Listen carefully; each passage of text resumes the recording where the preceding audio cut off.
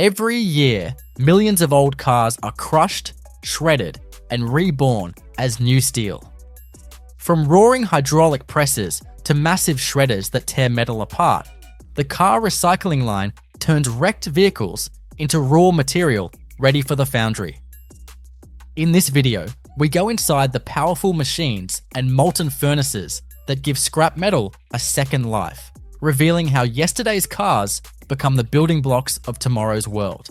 At first glance, a salvage yard seems like the end of the line. It's a graveyard of twisted frames, shattered windshields, and flaking paint. But within this mechanical wreckage lies something valuable: raw materials, not yet ready to be discarded. Before any car can be fed into the machinery of a recycling plant, it must first be stripped of its most volatile and contaminating components. This is where the dismantling stage begins, a hybrid of industrial procedure and meticulous handwork. Trained workers, often wielding pneumatic tools and hydraulic cutters, begin by removing the obvious parts: tires, batteries, airbags, and fuel tanks. But that's only the beginning.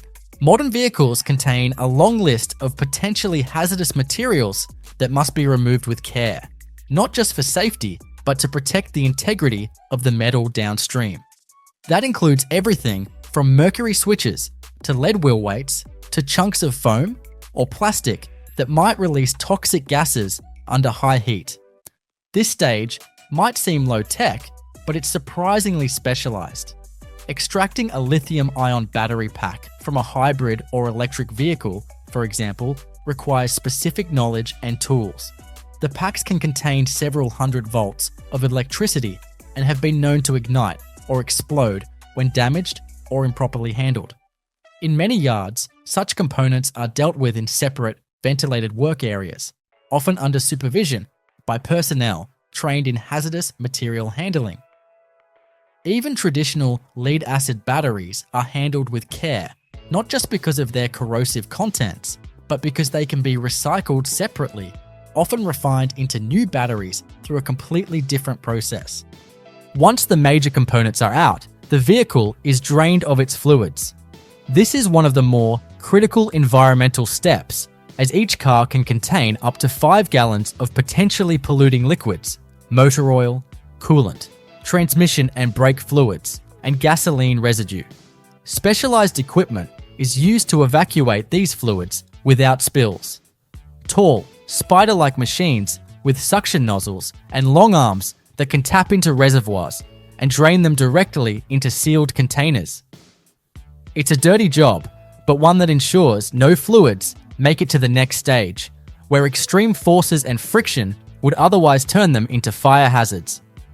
By the time the dismantling team is done, the vehicle has been reduced to its structural shell.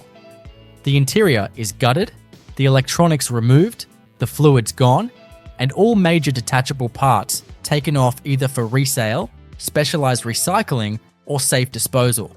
What's left is essentially a steel carcass, empty, inert, and ready for destruction. And it's here that the heavy machinery takes over. The next stage is as brutal as it is efficient. The decommissioned vehicle is now destined for the shredder, a machine whose scale and power are difficult to appreciate without seeing it firsthand. Some are enclosed within towering metal structures to contain the sheer violence of the process. At their core is a spinning drum or rotor fitted with giant steel hammers, each one weighing hundreds of pounds.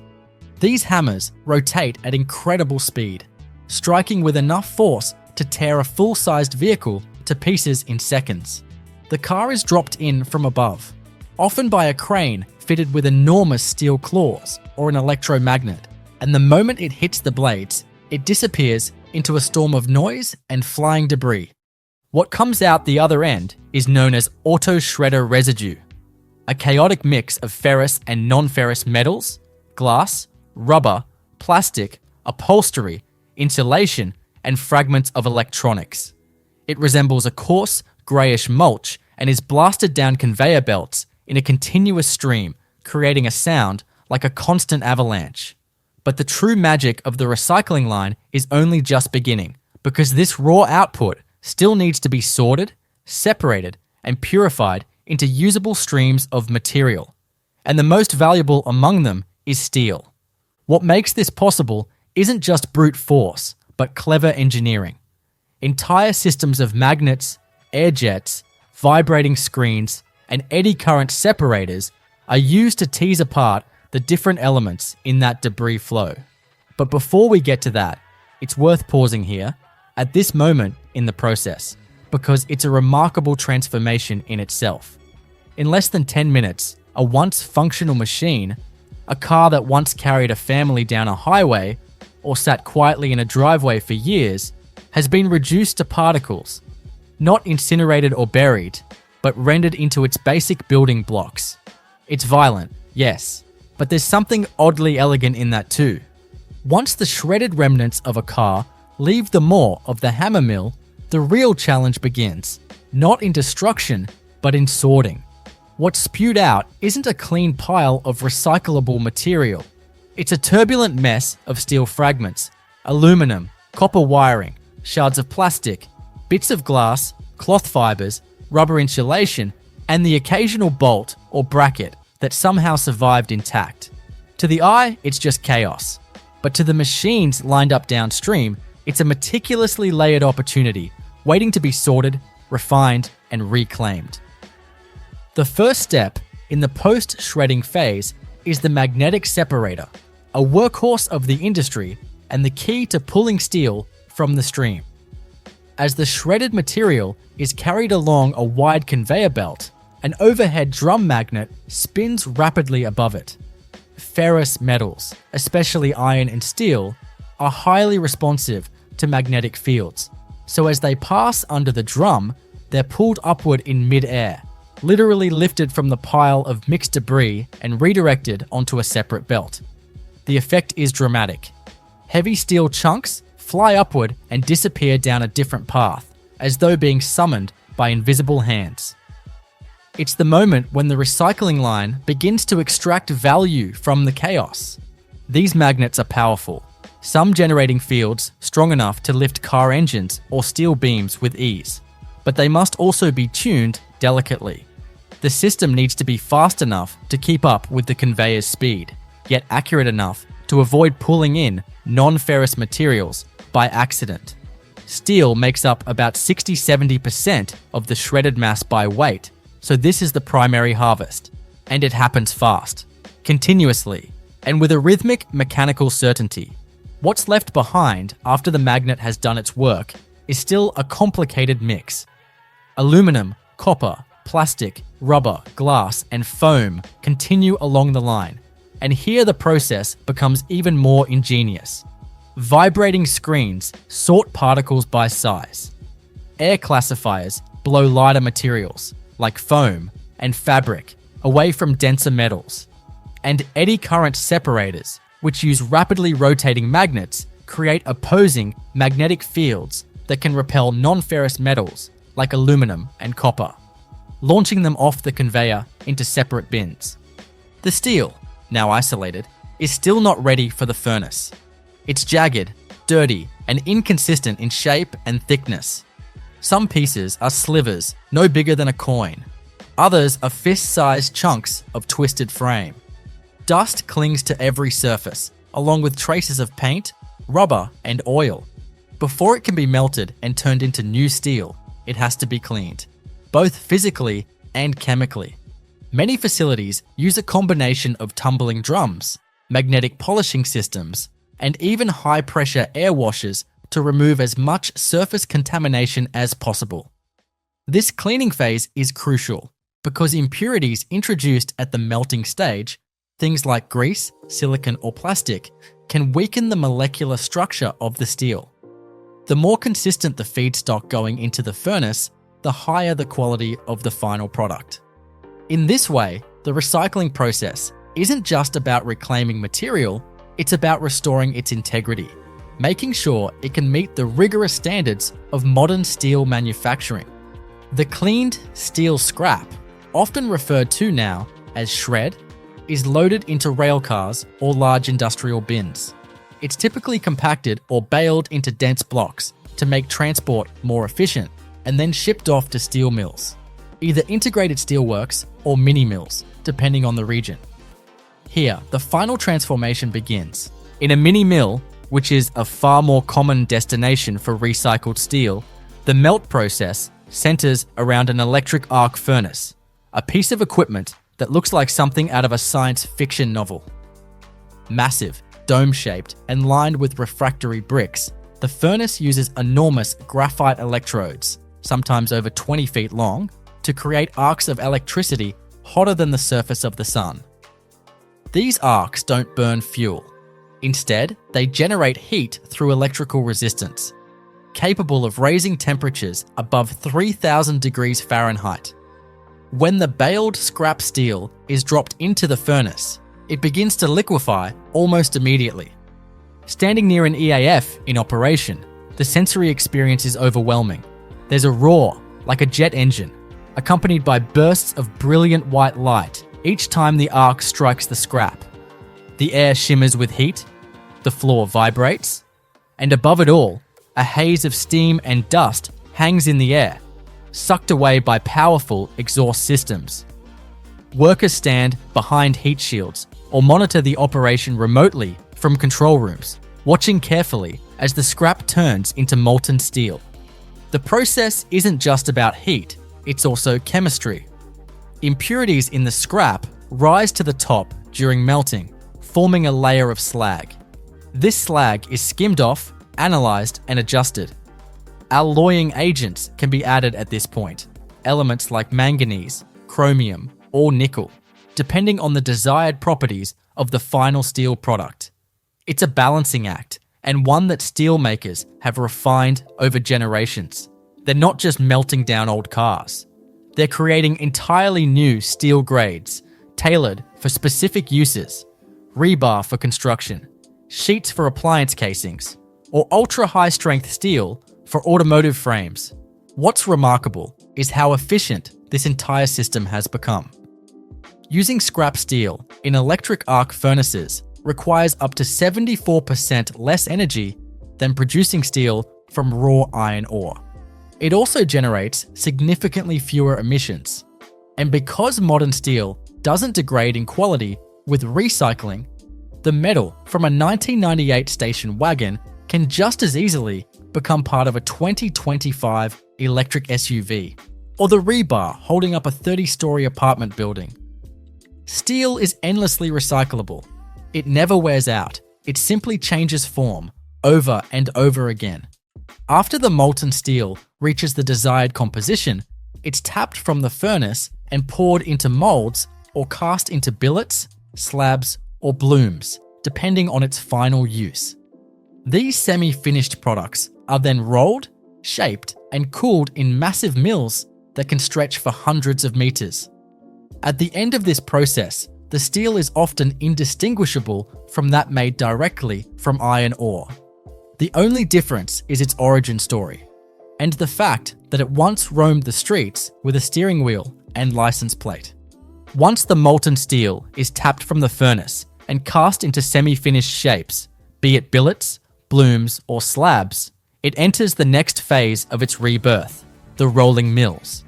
These sprawling, high-temperature production lines are among the most visually impressive spaces in the steel industry, filled with massive, glowing ingots of red-hot metal being shaped under the pressure of rollers that exert forces measured in thousands of tons. As the slabs pass through successive stages of the mill, they are squeezed, stretched, and flattened into thin sheets or long bars, depending on their intended future use. The steel at this point still carries the energy of the furnace within it, glowing orange as it's guided along mechanized tracks, each turn and motion precisely timed to ensure uniformity of thickness, strength, and grain structure. Every roll, every adjustment in temperature and tension is calculated to within fractions of a millimeter, because these seemingly raw forms will eventually serve in some of the most safety-critical and structurally demanding applications in the world. For automotive use, the steel must meet particularly exacting standards. Body panels, frames, crumple zones, and internal structural supports all demand specific grades of steel, many of which must combine lightness with exceptional strength. To achieve this, advanced steel grades are produced through controlled cooling and microalloying during the rolling phase, introducing trace amounts of elements like niobium or vanadium to alter the steel's crystalline structure. These fine-tuned metallurgical manipulations determine how the steel behaves under impact, how it resists corrosion, and how easily it can be formed into the complex curves of a modern vehicle's body. At this point, the steel, once part of a decaying sedan or a rusted-out pickup truck, is no longer simply recycled scrap. It has been transformed into an engineered material that meets or exceeds the quality of virgin steel, ready to take its place in a new product with a new life. As the newly rolled coils of automotive-grade steel cool and stabilize, they are coated in protective layers, often zinc-based, through a process known as galvanization, to guard against rust during storage, shipping, and eventual use. These coils, weighing as much as 30 tons each, are stacked and tagged with precise identifiers, allowing them to be traced back through every stage of the process, from the scrapyard to the mill floor. This level of traceability is vital in today's tightly regulated manufacturing ecosystem, where quality control is both a safety imperative and a contractual requirement. The data attached to each coil includes not only its physical dimensions and mechanical properties, but also the exact composition of its alloy, the mill it came from, the furnace heat it was produced in, and the specific parameters under which it was processed.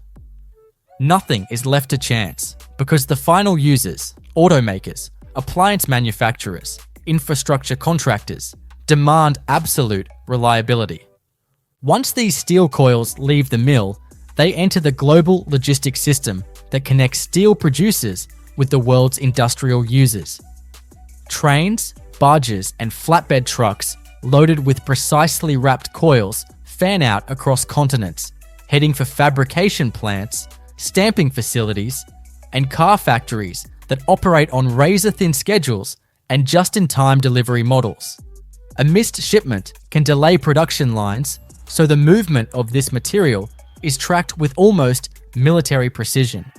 In automotive plants, the steel arrives often just days or even hours before it is needed, unloaded by automated cranes and moved into position beside massive robotic presses.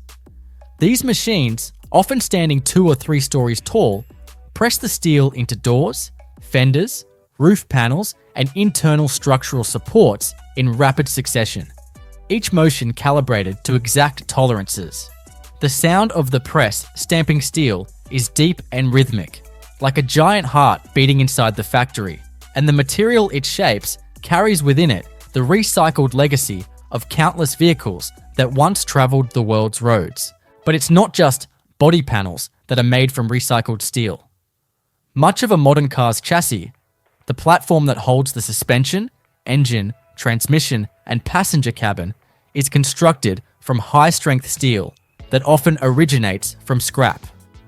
Even the ultra-strong, crash-resistant steels used in door reinforcements and safety cages can be derived from recycled feedstock, provided the metallurgical processing is precise. In this way, a car that once carried its last passenger to the junkyard may return, in part, as the very structure that protects someone else's life on the highway.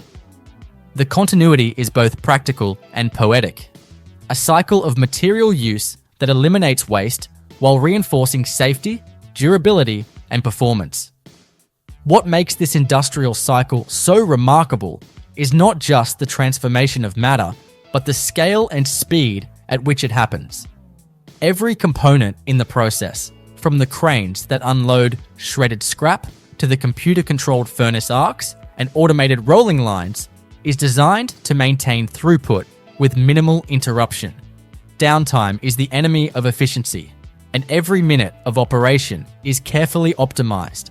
Facilities that recycle vehicles into steel operate 24 hours a day, often 6 or 7 days a week, managing thousands of tons of material with fewer errors than a traditional assembly line. And yet, despite the size and power of the equipment, these operations are governed as much by software as by steel. Sensors embedded throughout the system monitor temperature, chemical composition, conveyor speeds, and output weights in real time, feeding data into central control systems that adjust operations on the fly to maintain consistency and quality. Perhaps the most surprising aspect of this process is how invisible it remains.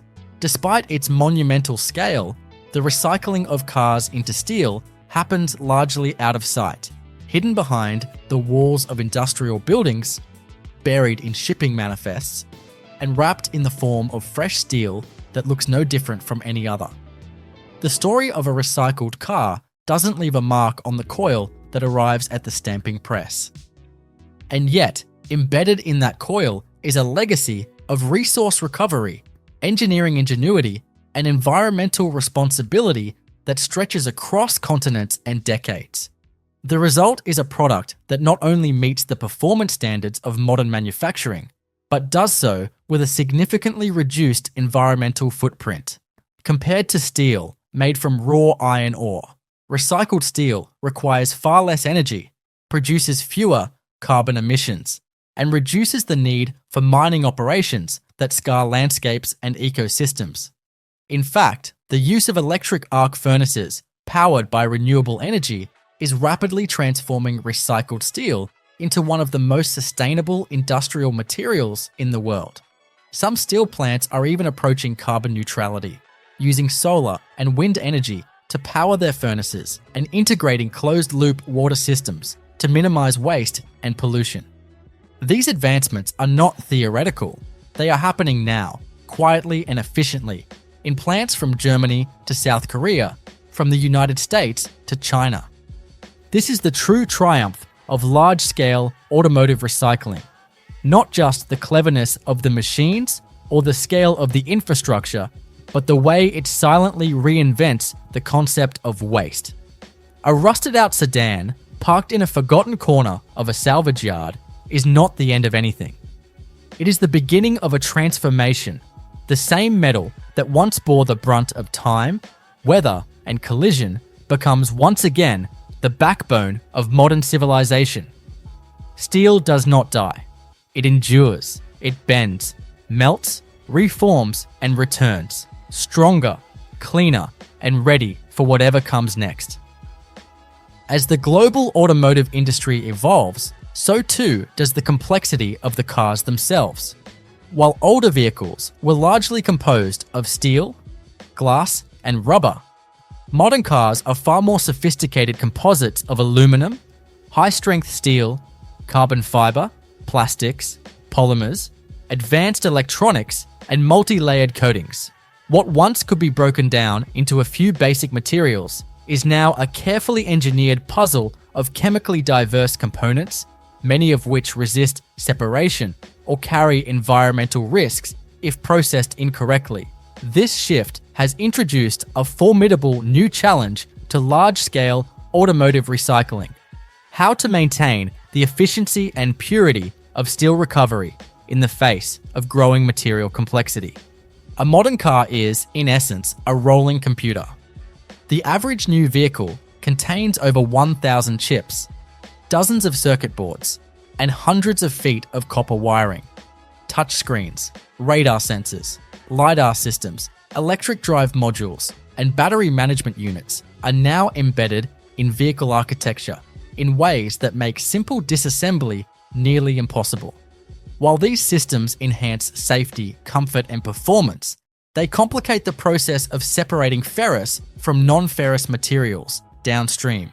Many of the components that pose the greatest hazard, such as lithium-ion batteries, rare earth magnets, or even pressurized gas canisters used in airbag systems, are invisible to the eye and integrated deeply within structural assemblies.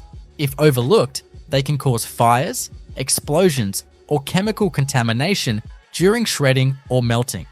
To manage this, leading recycling facilities are beginning to integrate more advanced diagnostic systems into their dismantling stages. Some use proprietary vehicle information systems to identify make and model specific hazards before a car even reaches the yards. Using VIN decoding, technicians can pull up technical diagrams and safety bulletins, allowing them to locate and remove battery packs, airbag modules, and high voltage cables before the car reaches the shredder. In some high volume facilities, cameras mounted on robotic arms scan incoming vehicles for key identifiers, emblem locations, chassis markings, and structural features, flagging those that require special handling.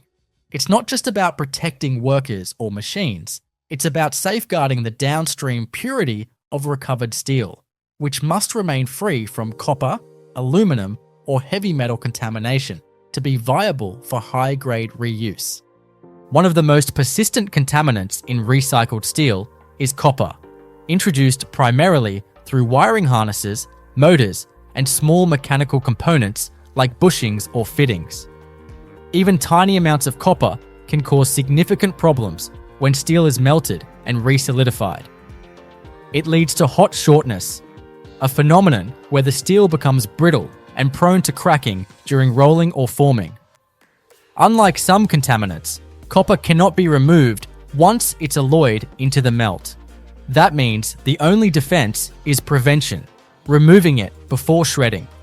As a result, many shredding operations now include copper extraction stages, often using sensor-based sorting technologies such as X-ray fluorescence or laser-induced breakdown spectroscopy to detect and remove non-ferrous fragments before the steel stream reaches the furnace.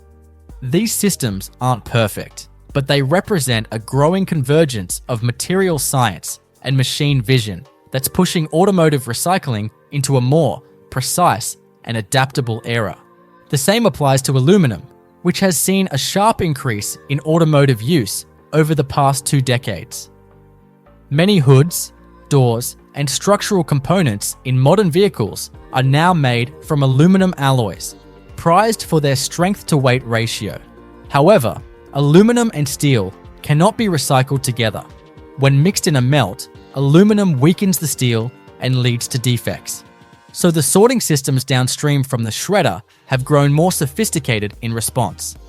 Eddy current separators use rapidly changing magnetic fields to induce currents in non-ferrous metals, pushing aluminum fragments away from steel, while optical sorters differentiate materials by reflectivity and elemental signature.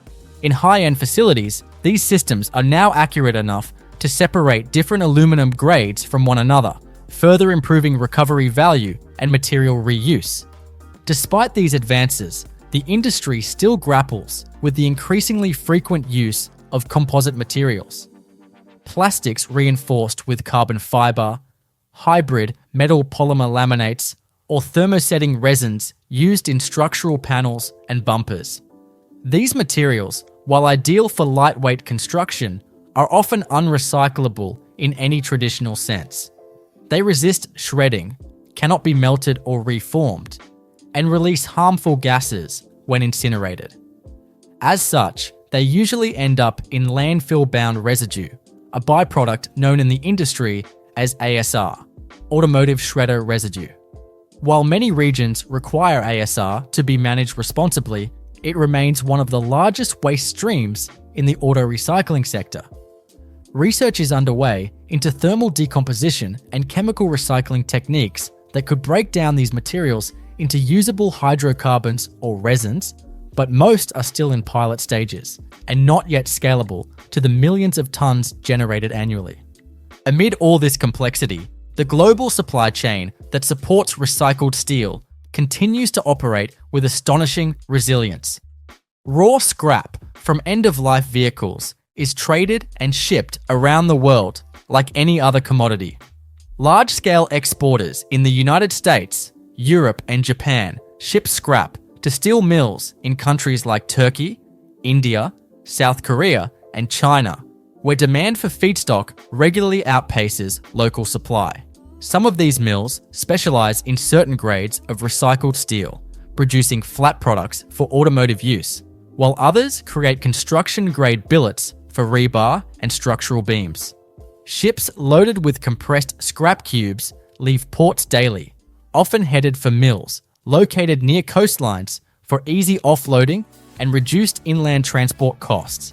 To support this system, international standards have emerged that classify recycled steel by composition, contamination level, and form factor. These standards, maintained by organizations such as the Institute of Scrap Recycling Industries or the European Association of Metals, ensure that buyers can trust the quality of the material they receive, even if it has changed hands multiple times across borders. In many cases, shipping containers of scrap are inspected using portable spectrometers or magnetic analyzers before acceptance, creating a level of transparency and consistency that mirrors other highly regulated commodities like grains or rare earth metals. Government policy plays an increasingly pivotal role as well. In countries with aggressive emissions reduction targets, recycled steel is viewed as a key pillar in the decarbonisation of industry. Regulations may include carbon reporting for virgin versus recycled content, tax incentives for using scrap feedstock, or even mandates requiring automakers to demonstrate end-of-life recyclability for all new models. In the European Union, for instance, the End-of-Life Vehicles Directive requires that 95% of a vehicle's weight must be either reusable or recyclable, pushing manufacturers to design with disassembly and material separation in mind. This kind of legislation is changing the very DNA of vehicle design, not just how cars are used, but how they are unmade. In some regions, automakers themselves are directly investing in recycling infrastructure, closing the loop on their own supply chains. Tesla, for example, has explored in-house battery recycling, while companies like BMW and Volkswagen have partnered with material recovery firms to ensure access to clean, high-quality recycled metals. For steel, this means building partnerships with mills that specialize in low contamination, automotive-grade scrap, or even incorporating scrap return systems, where offcuts and press waste from vehicle production are sent back to the steel mill for reprocessing. These circular economies don't just reduce cost, they create supply stability in an increasingly volatile raw materials market. What becomes clear as you trace the journey from junkyard to steel mill to factory floor is that this system is not a linear chain, but a loop, a continuously rotating wheel of consumption, reclamation, and reinvention. And within that loop, steel holds a privileged place. Unlike most materials, it can be recycled indefinitely without degradation, offering infinite life cycles with no loss in performance. Every time it is melted, reformed, and reused, it emerges just as strong, just as resilient as the day it was first forged. It is the backbone of industry, but also one of its most elegant solutions to waste. Behind the towering machines, the roaring furnaces, and the endless streams of metal, there is another force that keeps the car recycling process alive: human labor. For all the automation, all the robotic arms, shredders, and sensors, none of this works without the people who oversee, calibrate, and respond to the constant complexity of industrial recycling. From the dismantlers working in salvage yards to the control room engineers monitoring furnace conditions in real time, every stage of this operation relies on skill, precision, and a deep, often hard-earned understanding of the materials they handle. The process may look mechanical from a distance, but up close, it's anything but impersonal. At the beginning of the line, in the yards and dismantling stations, work is loud, physical, and dirty. Vehicles arrive caked in grime, filled with the leftovers of long lives, coffee cups under seats, shattered glass in door panels, soaked carpets, animal nests under hoods. Before the metal can be touched, the contents must be made safe. This means draining fluids, removing hazardous electronics, and locating anything that could ignite, explode, or contaminate the system further down the line. The work here is not glamorous, but it is essential. and the people who do it are often mechanics turned specialists, using a combination of brute strength and technical finesse. Removing a battery pack from a hybrid SUV isn't just a matter of unplugging wires. It requires voltage testing, insulated tools, and training in high-voltage protocols, all carried out in cramped spaces with sharp edges and years of accumulated rust. In cold months, metal tools stick to gloved hands. In the summer, the heat rising from concrete and steel can make even simple tasks exhausting. And yet, across yards from Detroit to Dusseldorf, from Sao Paulo to Seoul, this work continues every day. The workers know exactly where to pry open panels, how to remove fasteners without destroying a valuable part, and which parts can be sold before the shell goes into the shredder. Some facilities incentivize efficiency by linking wages to recovery rates. The more value salvaged, the higher the take-home pay. This creates a rhythm, a learned intuition, passed between workers, refined over years. It's a choreography of motion. Drain, remove, lift, strip, all before the steel moves on. As the vehicle shell is reduced to scrap and fed into the shredder, another team takes over. Operators watch from a reinforced control room, often through bulletproof glass, as the crane drops each car into the shredding chamber. They monitor the vibration of the machine, the temperature of bearings, the motor load, and the speed of the conveyor belts, making adjustments in real time to prevent overloads, fires, or mechanical wear. If anything unexpected happens, like a stray propane tank left in a trunk, the results can be violent. Shredder explosions are rare but dangerous, and entire teams are trained to detect the early warning signs: sudden pressure spikes, unusual acoustic signatures, or irregular feedstock behavior. There is a quiet tension in these rooms, like air traffic control for machines that can crush an engine block in seconds. Further down the line, the material sorting systems are a fusion of mechanical design and human intervention. Although much of the separation is handled by magnets, sensors, and compressed air jets, humans are still required to supervise, verify, and intervene when things go wrong. Belt operators watch for jams, pick out missed items, and monitor the calibration of the sorting machinery. Engineers and maintenance teams walk the line daily, checking for worn bearings, frayed wires, and the small signs of wear that could lead to catastrophic downtime. Many of these systems run nearly non-stop, 24 hours a day, 6 or 7 days a week, and maintenance becomes a kind of religion, an obsessive focus on the little things that keep thousands of tons of material moving without pause. Safety, too, is omnipresent. Industrial recycling carries all the risks of heavy industry: high voltage, sharp metal, rotating equipment, high temperatures, toxic fumes, and crushing force. Workers are trained not just once, but constantly on lockout procedures, emergency evacuations, chemical handling, and first aid. Signs in multiple languages dot every wall: beware arc flash, lock before entry, hot surface, crushing hazard. PPE is mandatory, but more than that, situational awareness is drilled into every shift. A moment of distraction near the shredder or furnace can be fatal, and the workers know it. They communicate through hand signals, radio check-ins, and the practiced routines of experienced teams that trust one another because their safety depends on it. In the steel mills, the human role becomes more technical. Metallurgists oversee the quality of the molten steel, using spectrographic analysis to ensure the melt is within tolerance.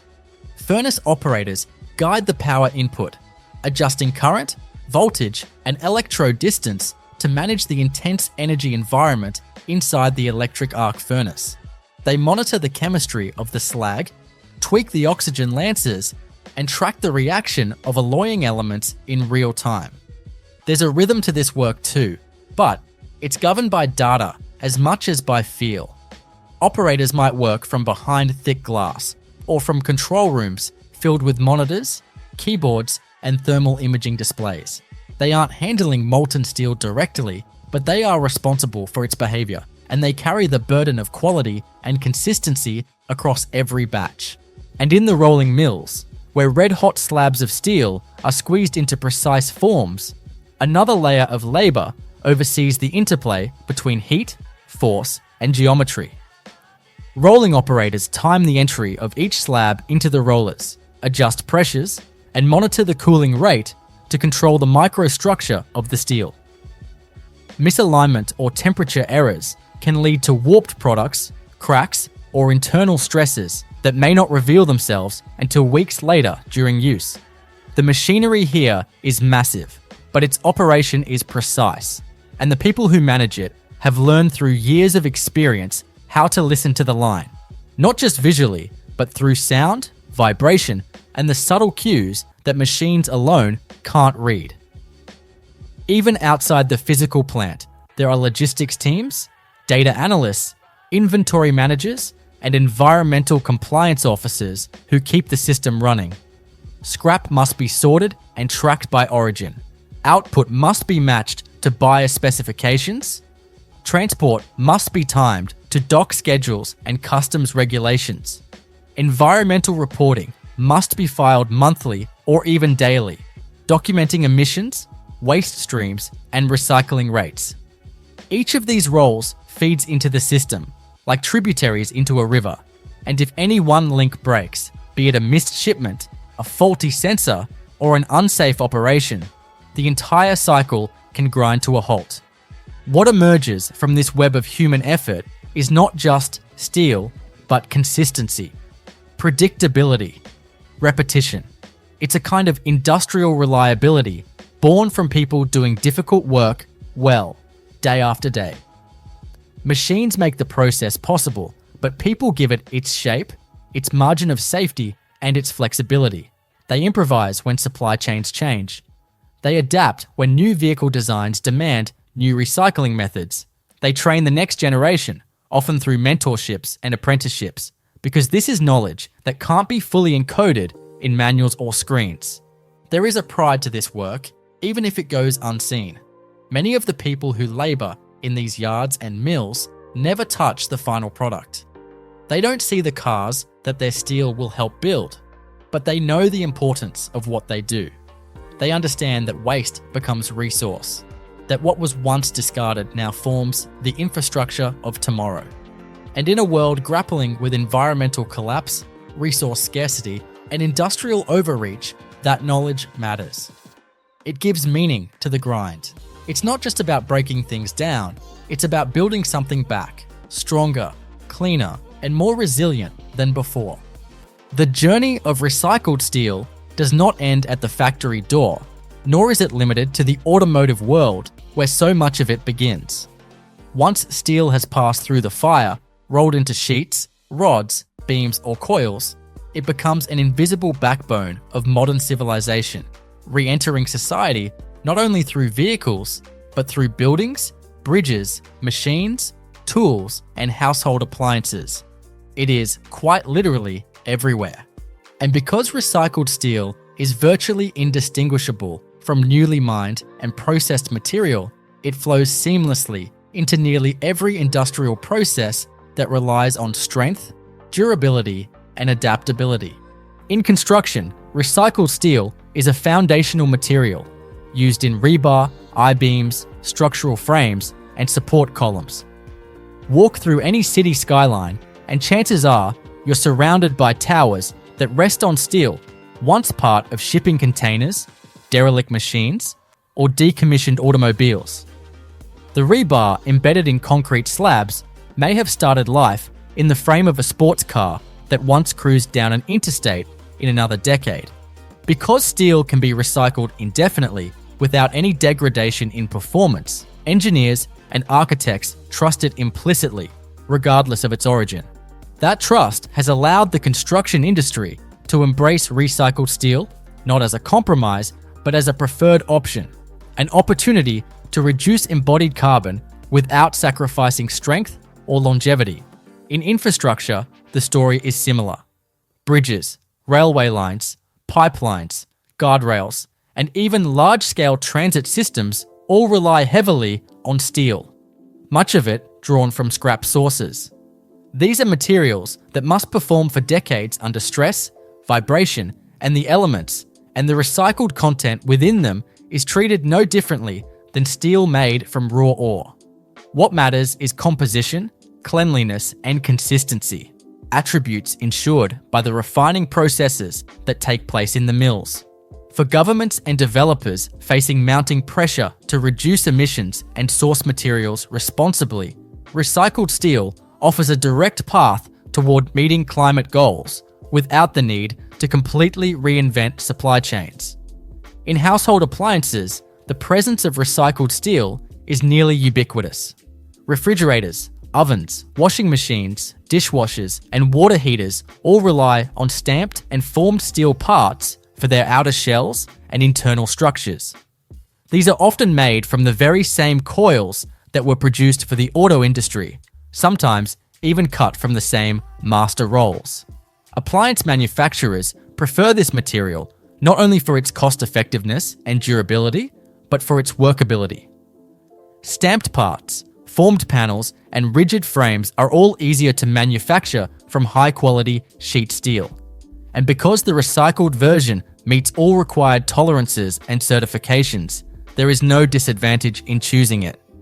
Even in heavy industry and machinery, recycled steel plays a quiet but crucial role.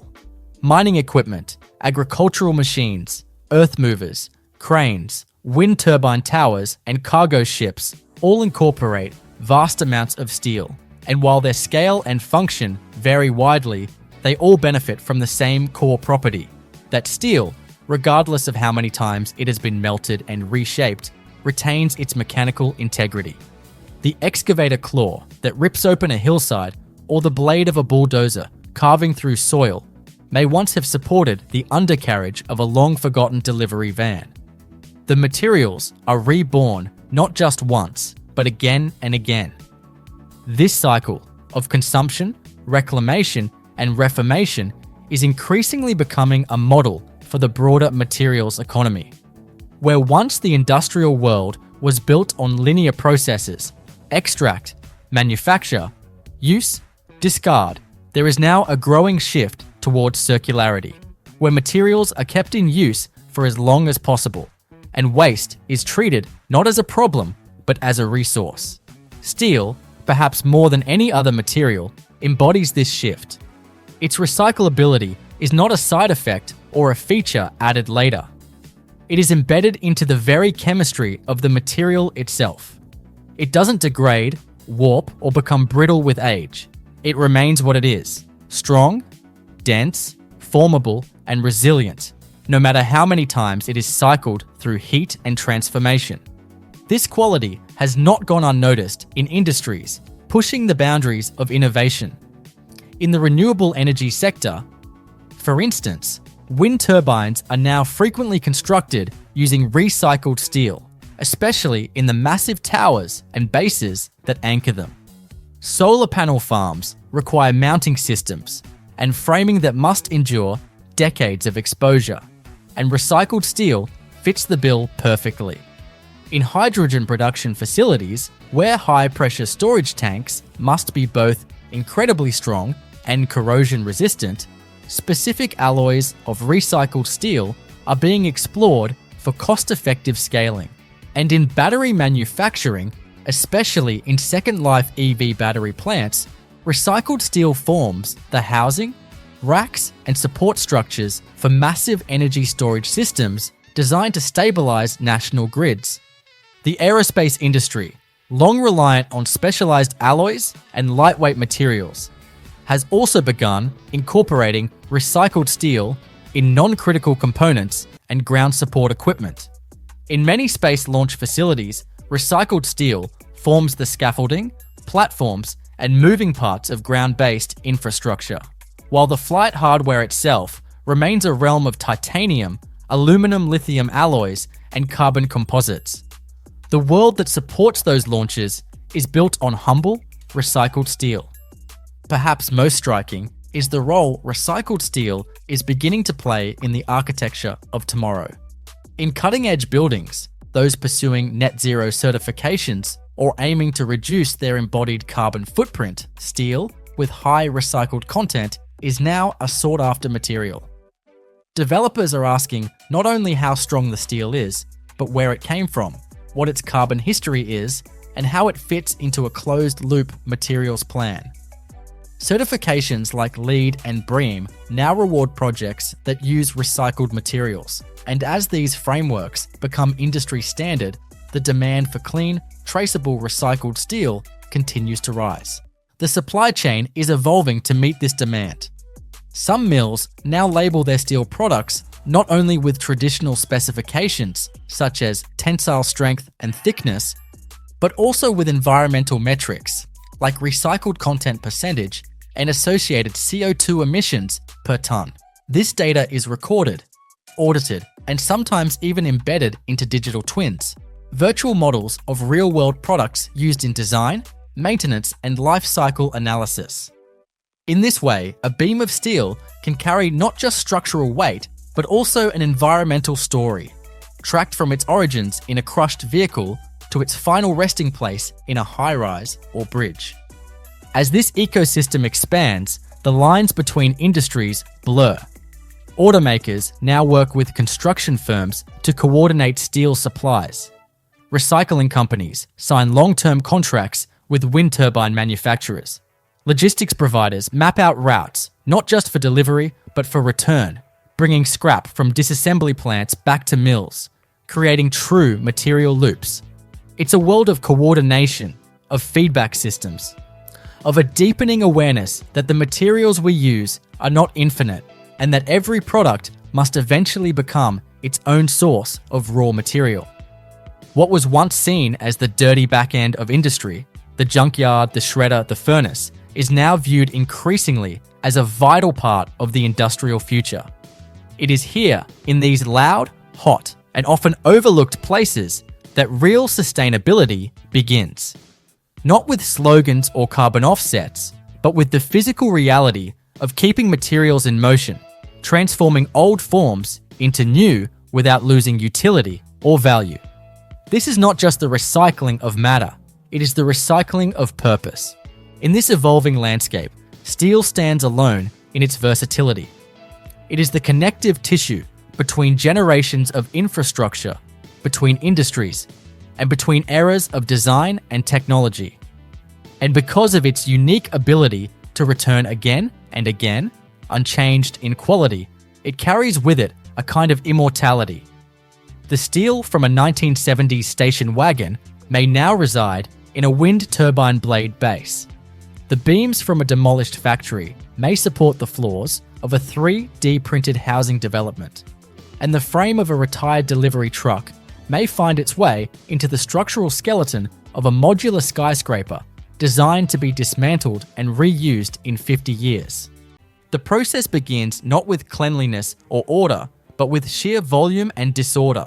Truckloads of used bottles arrive at the facility from municipal collection systems, curbside recycling programs, and commercial waste streams, each load a riot of colors, shapes, and materials, often coated in food residue, sticky with sugary liquids, and tangled with other forms of plastic waste, like bags, wrappers, or film. These trucks back into enormous unloading bays and dump their contents into vast concrete pits or onto initial conveyor lines that snake their way toward the first stage of the system. At this point, the factory doesn't attempt to finesse anything. It simply moves mass, pushing tons of material onto belts that carry them upward into what's known as the pre-sorting zone. Here, air knives, industrial-strength jets of air, blast lightweight contaminants like shredded plastic film, paper labels, and grocery bags out of the mix, while rotating drums sift out dirt, broken glass, and small fragments that would interfere with downstream processes. The goal in this early stage isn't to achieve purity, but to remove the most obvious and problematic debris, to protect the far more delicate machinery that comes later in the line. Once through this initial triage, the bottles pass under a series of powerful magnets and eddy current separators designed to extract metal objects, caps with aluminum liners, bits of wire, or even the occasional misplaced food can that could damage shredders or grinders further down the line. Everything in this stage is loud, aggressive, and unapologetically utilitarian. It's about brute force and filtering, with machines built to operate continuously for weeks without shutdown, enduring abrasion, impact, and dust as they process tens of thousands of bottles per hour. Even now, the system remains non-specific. It doesn't care yet whether a bottle once held juice or shampoo, whether it's colored green or blue or clear. That level of discernment comes later. For now, the factory simply wants to reduce the chaos into a stream that can be sorted more intelligently. As the material continues along the conveyor, the next major transformation occurs in the form of optical sorting, an astonishingly high-tech stage where each individual bottle is scanned by near-infrared sensors and high-speed cameras, capable of identifying the molecular composition of the plastic within milliseconds. These machines are not guessing. They are performing real-time spectroscopy, recognizing the unique signatures of PET, polyethylene terephthalate, HDPE, high-density polyethylene, PVC, and other polymers, and then triggering precisely timed puffs of air that blast each item into its appropriate chute. Clear PET bottles go one way, green another, HDPE milk jugs yet another, while problematic materials like PVC, which can contaminate entire batches if allowed through, are shunted off to waste bins for specialized disposal. It's a mesmerizing process to watch. An endless stream of spinning, bouncing plastic forms flowing beneath a sensor array that dances with flashes of light and jets of air, sorting thousands of items per minute with astonishing accuracy. And while the human eye would be overwhelmed by the sheer speed and variety of the objects passing by, the machines remain indifferent, tireless, and utterly precise, driven by algorithms that learn and adjust with each pass. This sorted stream of PET bottles, now largely free of foreign plastics and metals, is ready for one of the most transformative stages of the entire process: shredding. The bottles, still intact and recognizable in shape, are fed into enormous rotary grinders, machines that can span the length of a car and house dozens of hardened steel blades rotating at high velocity.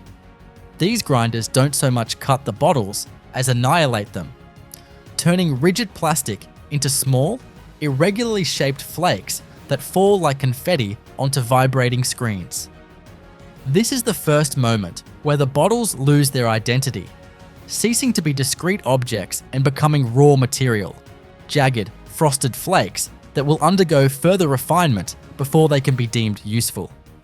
But despite their fragmented state, these flakes are still filthy, still covered in sticky residues from soda syrups, juice sugars, and whatever grime the bottles encountered along their journey from consumer to truck to facility. So the next phase, washing, is as critical as it is elaborate. This isn't just a rinse under a tap. The plastic flakes enter a washing system that's closer in complexity to a small water treatment plant than anything found in an ordinary kitchen. The process often begins with a hot water pre-wash, where the flakes are agitated in large heated tanks to soften and remove surface grime. Next, they pass through a series of friction washers, long cylindrical drums filled with rapidly spinning paddles that slam the flakes against each other and the drum walls, scrubbing them clean through mechanical abrasion. From here, they enter float sink tanks filled with water calibrated to a specific density. PET flakes sink, while caps, labels, and HDPE contaminants float to the surface and are skimmed away. This clever use of relative density is one of the most effective and low-tech solutions in the entire factory, allowing for a clean and reliable separation without a single sensor or line of code. After several rounds of washing, rinsing, and sometimes even chemical baths to remove persistent adhesives or inks, the PET flakes are dried in high-speed centrifugal dryers. Imagine a washing machine spin cycle scaled up to industrial proportions, leaving them clean, dry, and ready for transformation.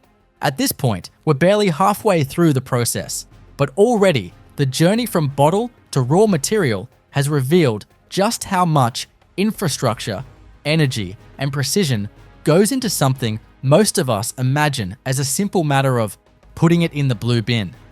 The plastic is no longer trash. It's now a valuable commodity, washed, sorted, and ground into flakes that glisten slightly under the overhead lights. Smelling faintly of warm plastic and citrus cleaner, ready to be melted, filtered, and formed into something entirely new. What happens next will push this material to its physical limits, remelting and reshaping it at temperatures approaching 270 degrees Celsius, filtering it through microscopic screens, and turning it into perfect, uniform pellets that will form the building blocks of new products. And it all unfolds with an elegance and intensity that reflects the very best of modern industrial design. The cleaned and dried PET flakes, now stripped of their former identities as soda bottles, water jugs, and juice containers, move into one of the most critical and tightly controlled phases of the recycling line: extrusion and pelletizing. This is where solid flakes are transformed back into a raw material suitable for manufacturing. But unlike earlier stages that relied on brute force and separation, this phase is about precision engineering at the molecular level.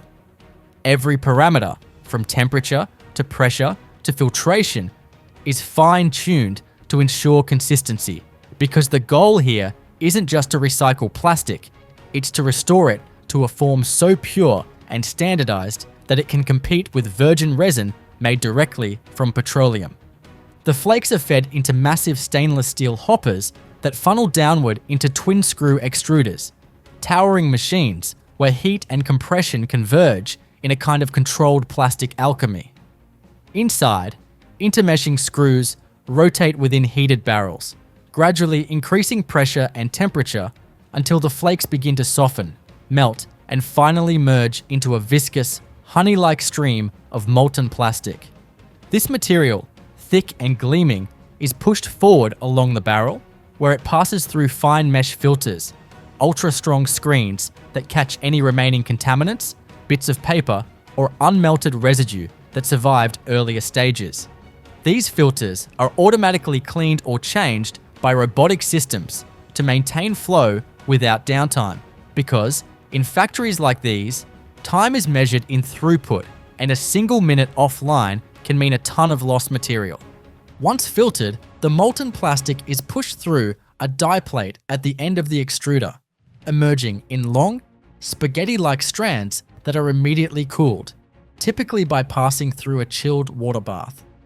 These strands are then cut into uniform plastic pellets by high-speed rotary knives, a moment that feels both violent and elegant as hardened blades slice through the warm polymer at just the right angle, and pressure to produce identical, perfectly shaped granules. These pellets, known in the industry as recycled PET resin, rPET, are what it's all been leading up to: the reusable, moldable currency of plastic manufacturing.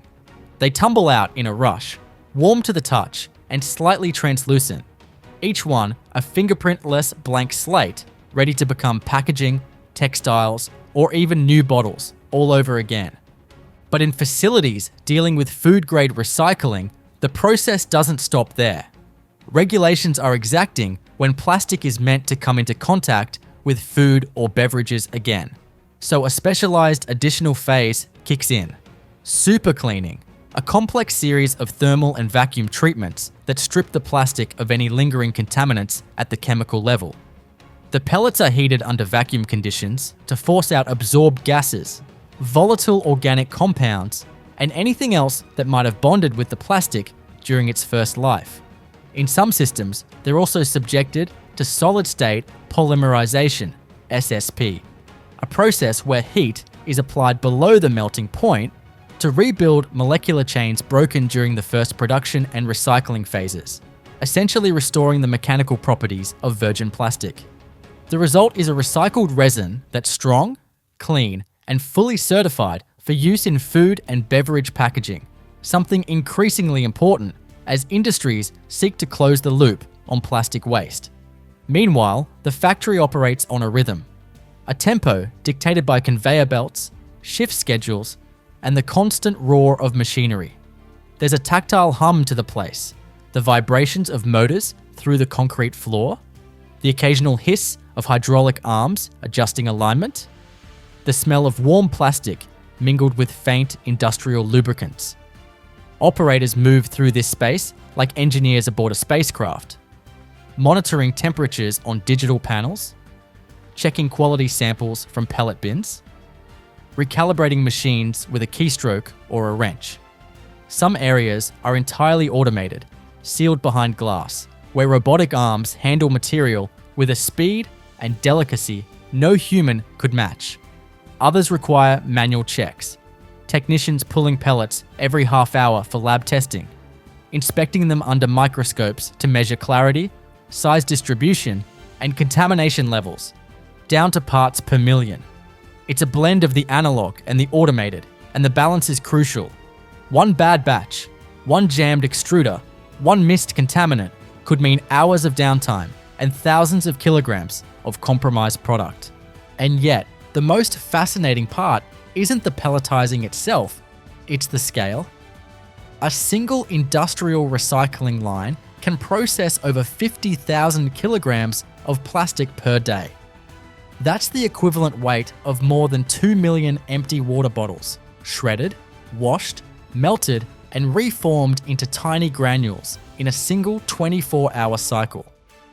Multiply that by the number of lines operating simultaneously in one facility, and then again by the number of such plants operating around the world, and you begin to grasp the staggering logistics involved in trying to intercept just a fraction of the world's plastic waste before it ends up in landfills or the ocean.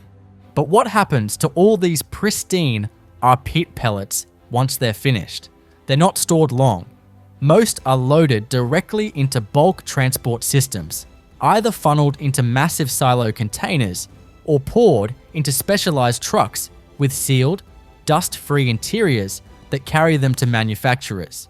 In many cases, the recycling facility is co-located near or even integrated with plants that produce bottles or plastic components, forming a closed-loop supply chain that eliminates unnecessary transport and reduces emissions. In other setups, the pellets are shipped globally, especially to textile factories that convert rPET into fibers for clothing, carpet, insulation, and even automotive fabrics. What began as a discarded water bottle might soon become the lining of a winter jacket or the stuffing inside a car seat. Its physical structure changed, its purpose entirely reinvented, but its material essence preserved. Still, not everything in the stream becomes pristine pellets. Even in the best designed facilities, residual waste builds up. Labels that resisted removal, caps made from incompatible polymers, multi-layer packaging with embedded metals or barriers, and the occasional, non-recyclable contaminant that made it through every stage undetected. These leftovers are collected and separated into their own streams. Some are incinerated for energy recovery in waste-to-power systems. Others are landfilled, and a growing portion is being sent to advanced recycling plants that use chemical processes like pyrolysis or gasification to break plastics down into their basic hydrocarbons. These methods are still controversial and developing, but they represent the cutting edge of what could become a more circular plastic economy, where even the least recyclable materials can be transformed into useful feedstocks rather than waste. And then there are the outliers, the moments when something unexpected emerges from the line. A message written on a label in permanent marker. A bottle still half full of ancient soda, syrupy and fossilized. A branded sports drink container from a country across the world, somehow swept up in the tides of global trade and municipal waste management, now ground and melted in a factory on the other side of the planet. These anomalies remind workers, even in an environment dominated by automation and efficiency, that every piece of plastic was once held in a hand, used in a moment, and discarded with the silent hope that someone, somewhere, would make it useful again. To truly appreciate the scope and sophistication of a modern plastic bottle recycling facility, you have to look past the movement of material and into the engineering bones of the system, the machinery that orchestrates each phase with precision, the systems that regulate flow and temperature to within fractions of a degree, and the software that keeps it all running in sync, often without a single second of unplanned downtime. These factories are, in every sense of the word, machines themselves, giant living systems built to consume chaos and output order. Take the infrared sorting units, for example. While they may appear, at a glance, to be nothing more than long metallic chutes with blinking lights and conveyor belts, their internal systems are more akin to laboratory spectrometers than industrial hardware. As bottles pass beneath their sensors, high-intensity halogen lamps flood the stream with near-infrared light, which penetrates each object and bounces back with a molecular signature unique to the plastic type. This data is processed in real time, measured, matched, and acted upon in milliseconds, triggering microscopic blasts of compressed air that redirect each item with shocking accuracy. These air jets are positioned just centimeters apart and fire with exact timing, often making dozens of adjustments per second. The calibration is so fine that even labels or caps can be identified and accounted for, ensuring that only the correct plastic types move forward to shredding. The complexity of this system is further increased by the color sorting modules, which run in parallel. Color affects the value and reusability of plastic, and the market for clear PET is vastly stronger than for green or blue. So the optical sorters don't just see molecular structure, they also see hue, tone, and tint, all while handling material at speeds exceeding 3 meters per second. Further down the line, the grinding units, commonly referred to as granulators, represent a completely different class of machine. Blunt, powerful, and built for raw force.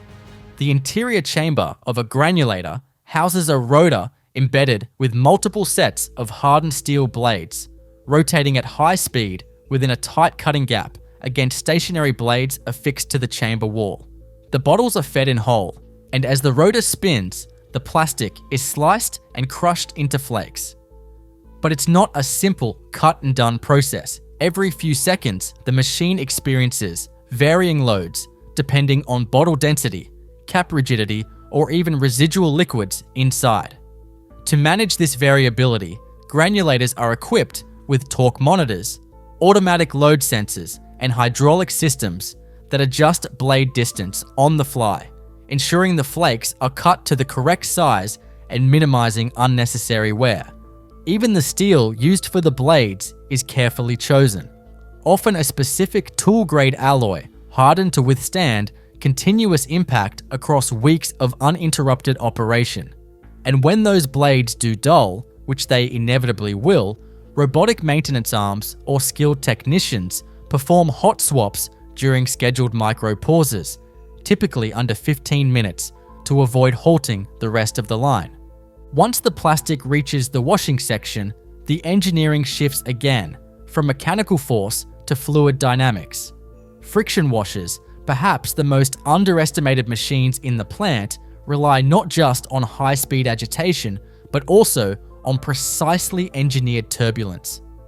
Their interior surfaces are ribbed and often sloped to enhance directional flow, while the spinning paddles create vortex-like conditions that scrub the flakes against one another, dislodging oils, adhesives, and microscopic grime.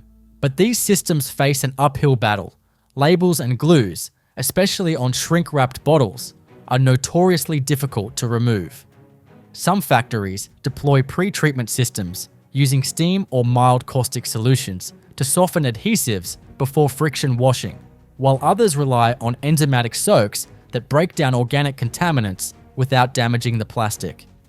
This introduces its own set of challenges. temperature control becomes paramount, as enzymes are highly sensitive to heat, and if the wash water strays above their threshold, the cleaning power is lost.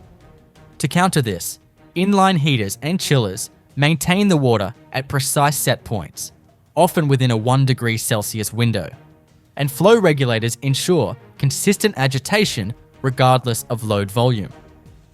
Behind all of this is a nerve center, often tucked away in a control room that overlooks the factory floor through thick glass and glows with the light of a dozen screens. Here, plant operators monitor every variable: flow rates, contaminant levels, energy consumption, downtime intervals, and machine health metrics. Predictive maintenance algorithms flag potential failures before they occur, using vibration data and power usage signatures to anticipate motor wear or blade fatigue.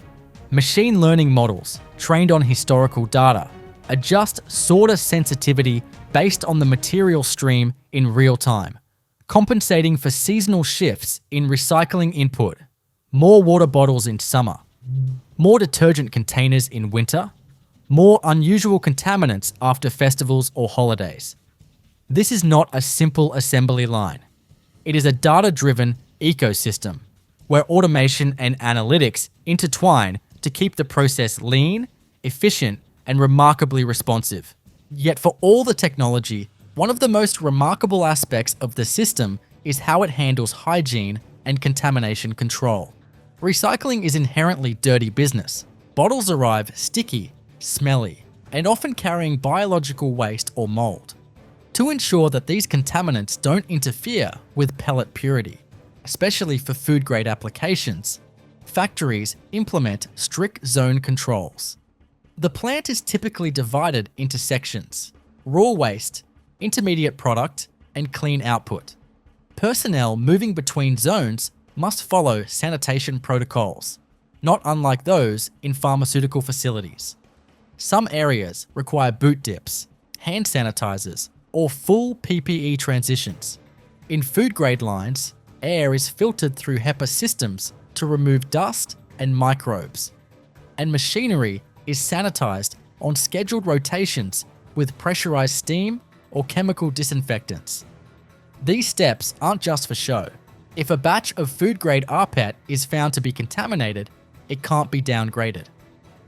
It must be destroyed, which means hours of work, energy, and material lost in an instant. The cost of a single sanitation failure can stretch into the tens of thousands of dollars. Then there are the safety considerations. Between high-speed blades, heated extruders, and pressurized air systems, the factory is filled with risk zones. Every moving part is shielded with interlocked guards, which shut down machines if lifted. Emergency stops are distributed across every few meters of conveyor, and sensors constantly scan for jams, spills, or foreign objects that might pose a danger. In some systems, AI-powered cameras monitor for smoke or overheating and can trigger halon gas suppression in case of electrical fires.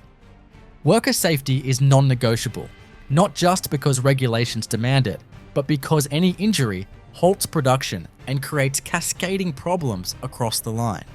All of these systems, mechanical, digital, human, cooperate in a tight choreography, each component dependent on the one before and after.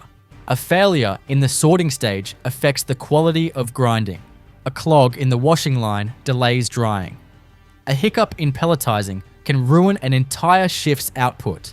And yet, despite this complexity, some of the most advanced factories operate with less than 10 full-time operators on the floor per shift, thanks to layers of automation and smart monitoring.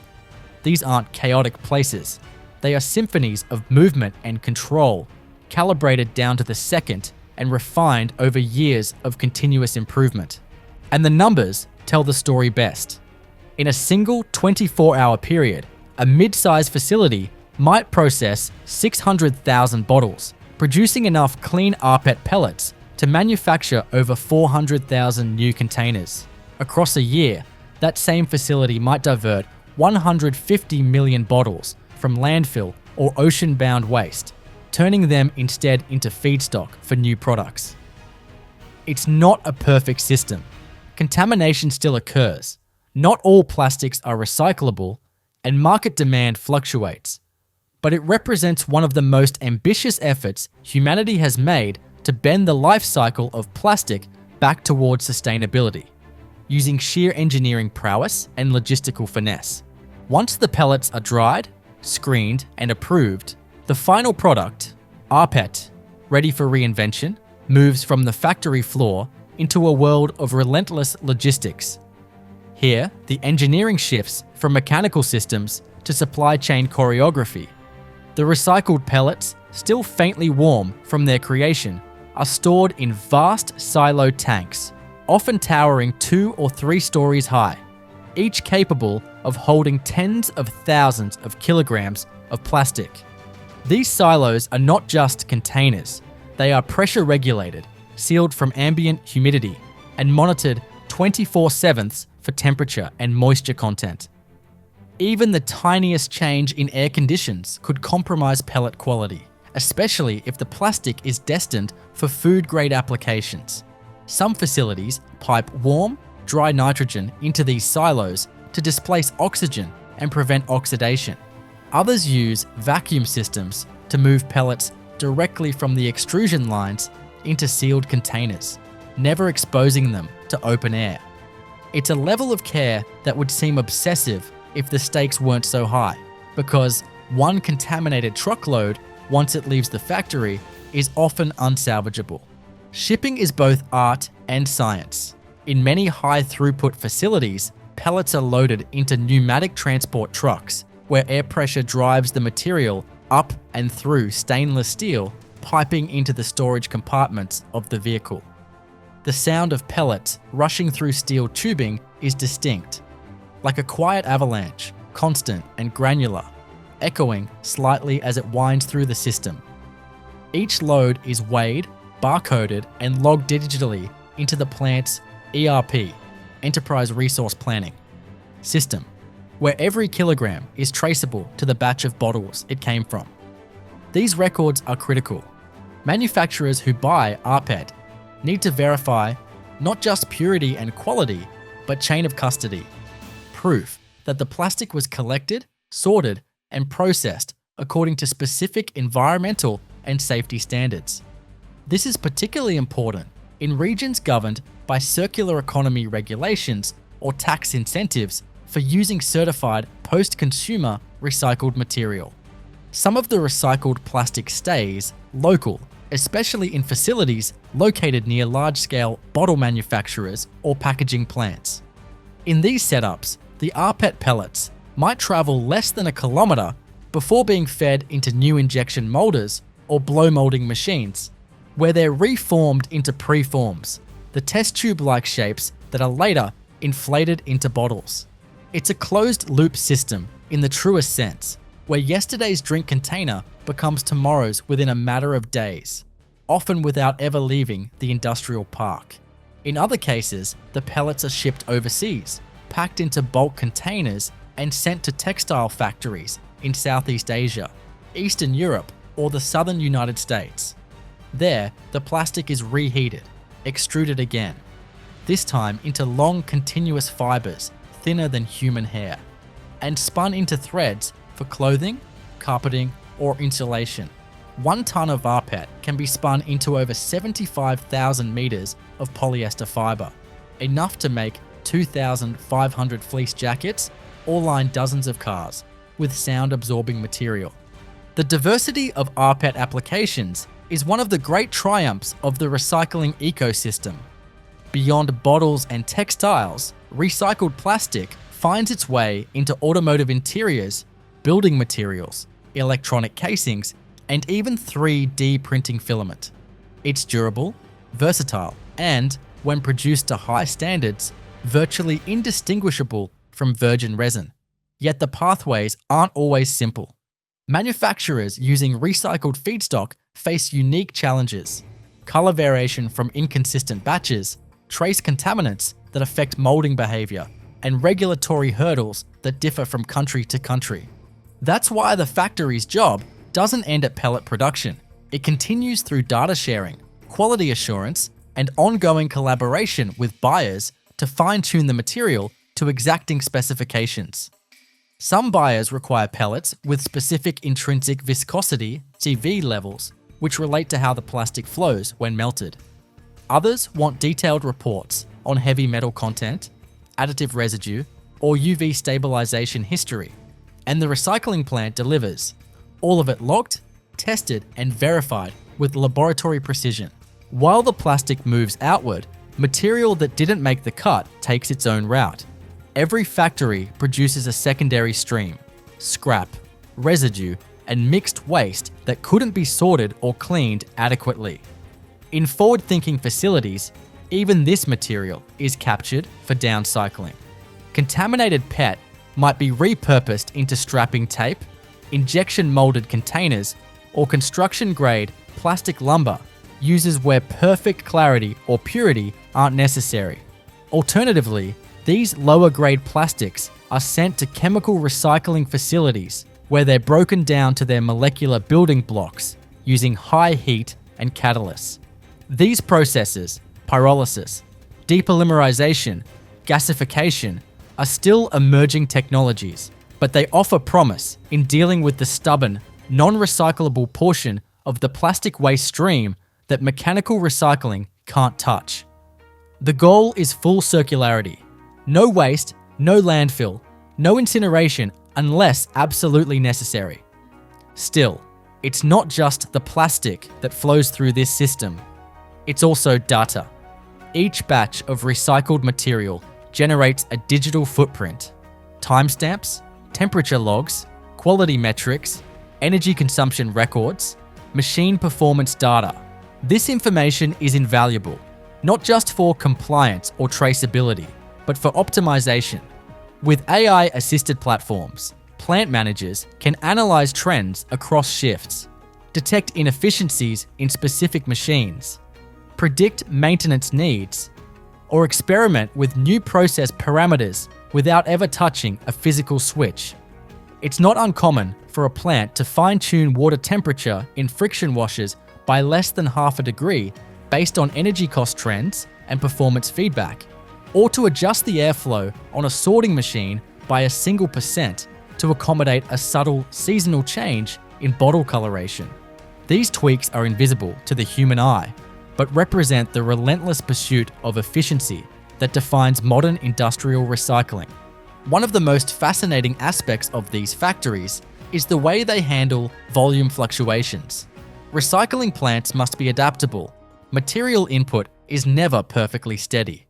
A public event, like a marathon or festival, can cause local recycling volume to spike. A sudden supply chain disruption, like a shipping backlog or labor strike, might cause bottle deliveries to pause entirely. To deal with this, many facilities are designed with buffer zones, storage bunkers, or overflow conveyors that can hold hours or even days' worth of material. In times of high input, these buffers absorb excess volume and release it gradually to keep the line running smoothly. In times of low input, the plant draws from this reserve to maintain constant output and avoid shutting down expensive systems. Some factories even coordinate with material brokers or waste aggregators in real time, adjusting pickup schedules and market prices to stabilize their inbound supply. All of this, the machines, the systems, the logistics, the oversight, culminates in a daily miracle. Waste transformed into resource, disorder shaped into uniformity, one-time use products given new purpose. It's not glamorous, it's not clean, and it's rarely appreciated. But behind every recycled bottle, every polyester shirt made from old soda containers is a vast network of machines, people, and decisions operating in synchrony, powered by an almost obsessive attention to detail and a fierce commitment to circularity. Yet despite everything, the system is still playing catch-up. Only a fraction of the plastic we use ever makes it to facilities like this. Contamination, infrastructure gaps, and market economics continue to limit how much is recycled, how efficiently, and where. But every pellet produced, every ton diverted from landfill, every bottle reborn. These are not just technical victories, they are statements of possibility. They show what can happen when human engineering and environmental urgency converge in a process that, at its best, borders on the sublime. Once the pellets leave the facility, sealed in silos, bulk loaded into trucks, or packed into ocean freight containers, they scatter outward into the arteries of global manufacturing. And here, in this sprawling second act, the true reach of rPET reveals itself. What began as an empty water bottle discarded into a curbside bin in Los Angeles might, within weeks, become a synthetic fiber in a jacket sewn in Bangladesh, or the transparent body of a fresh shampoo bottle molded in a Polish bottling plant. The transformation is not only physical, it's economic, geopolitical, and deeply woven into how modern supply chains operate. In fact, the demand for high-quality, recycled PET has grown so rapidly that manufacturers now compete for it like a commodity, trading it across borders, pricing it by purity and certification, tracking it like gold with blockchain-style traceability systems. In the textile industry, rPET is a game changer. Factories that once relied solely on virgin polyester now blend or even fully switch to recycled plastic fibers to meet corporate sustainability goals and satisfy consumer demand for ethical materials.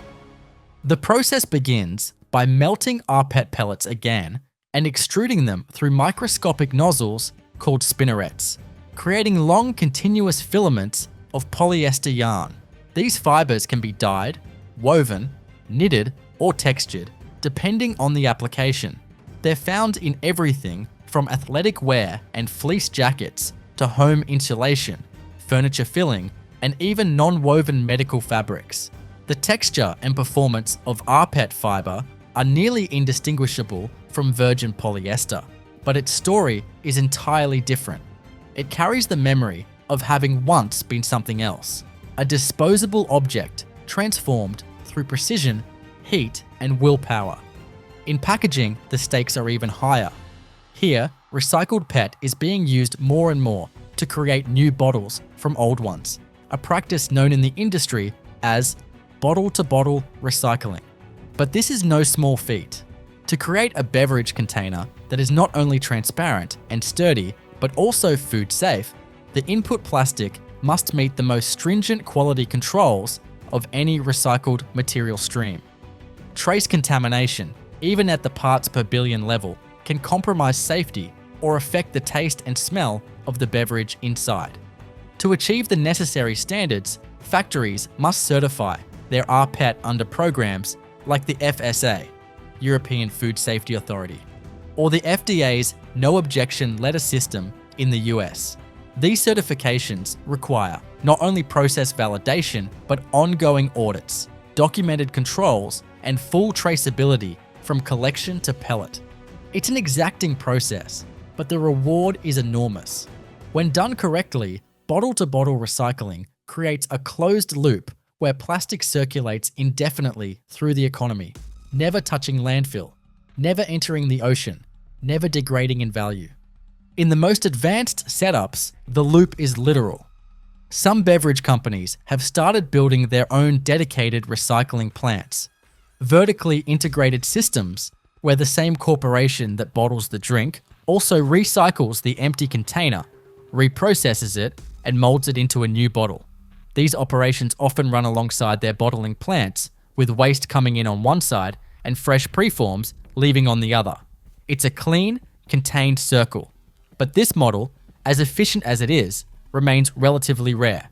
The vast majority of rPET still relies on fragmented systems, independent recyclers, third-party transporters, global manufacturers, all exchanging material across borders, currencies, and regulations.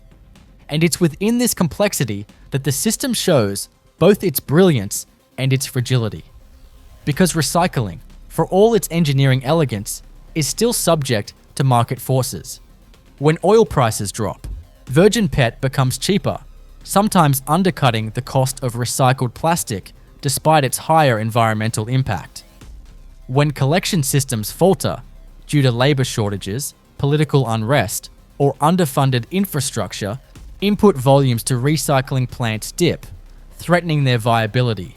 And when consumer behavior shifts, driven by trends, misinformation, or panic over microplastics, the entire ecosystem can lurch. In short, recycling is not just a technical process. It is an economic balancing act, constantly adjusting to policy, demand, and perception. Still, progress continues. Across the globe, new laws are tightening the requirements for recycled content in packaging. In the European Union, by 2030, all plastic bottles must contain at least 30% recycled content. Similar mandates are spreading to the US, Japan, South Korea, and parts of Latin America.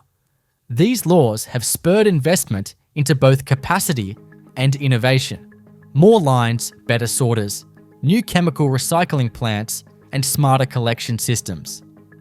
And perhaps most importantly, they're forcing manufacturers to think not in terms of isolated product life cycles, but in material loops, where every gram of plastic must be accounted for from creation to disposal and back again. At the core of this shift is a radical idea that waste is not the end of a story, but its beginning. That the bottle crushed underfoot on a hot sidewalk, the one tossed absent-mindedly into a bin or worse, not at all, that bottle still has value. That if engineered properly, managed correctly, and collected responsibly, plastic can become what it was never designed to be, circular. It's a humbling notion because it requires more than machines. It demands intention. Someone has to design that first bottle for recyclability, choosing materials that separate easily, printing labels that wash off cleanly, avoiding dyes or additives that cause trouble down the line. Someone has to fund and build the infrastructure to collect it. Someone has to operate the plant, manage the waste, fix the blades, sample the resin, and make sure that every input finds its proper path. And then, someone, perhaps far away across an ocean or on another continent, has to mold it into something worth using again.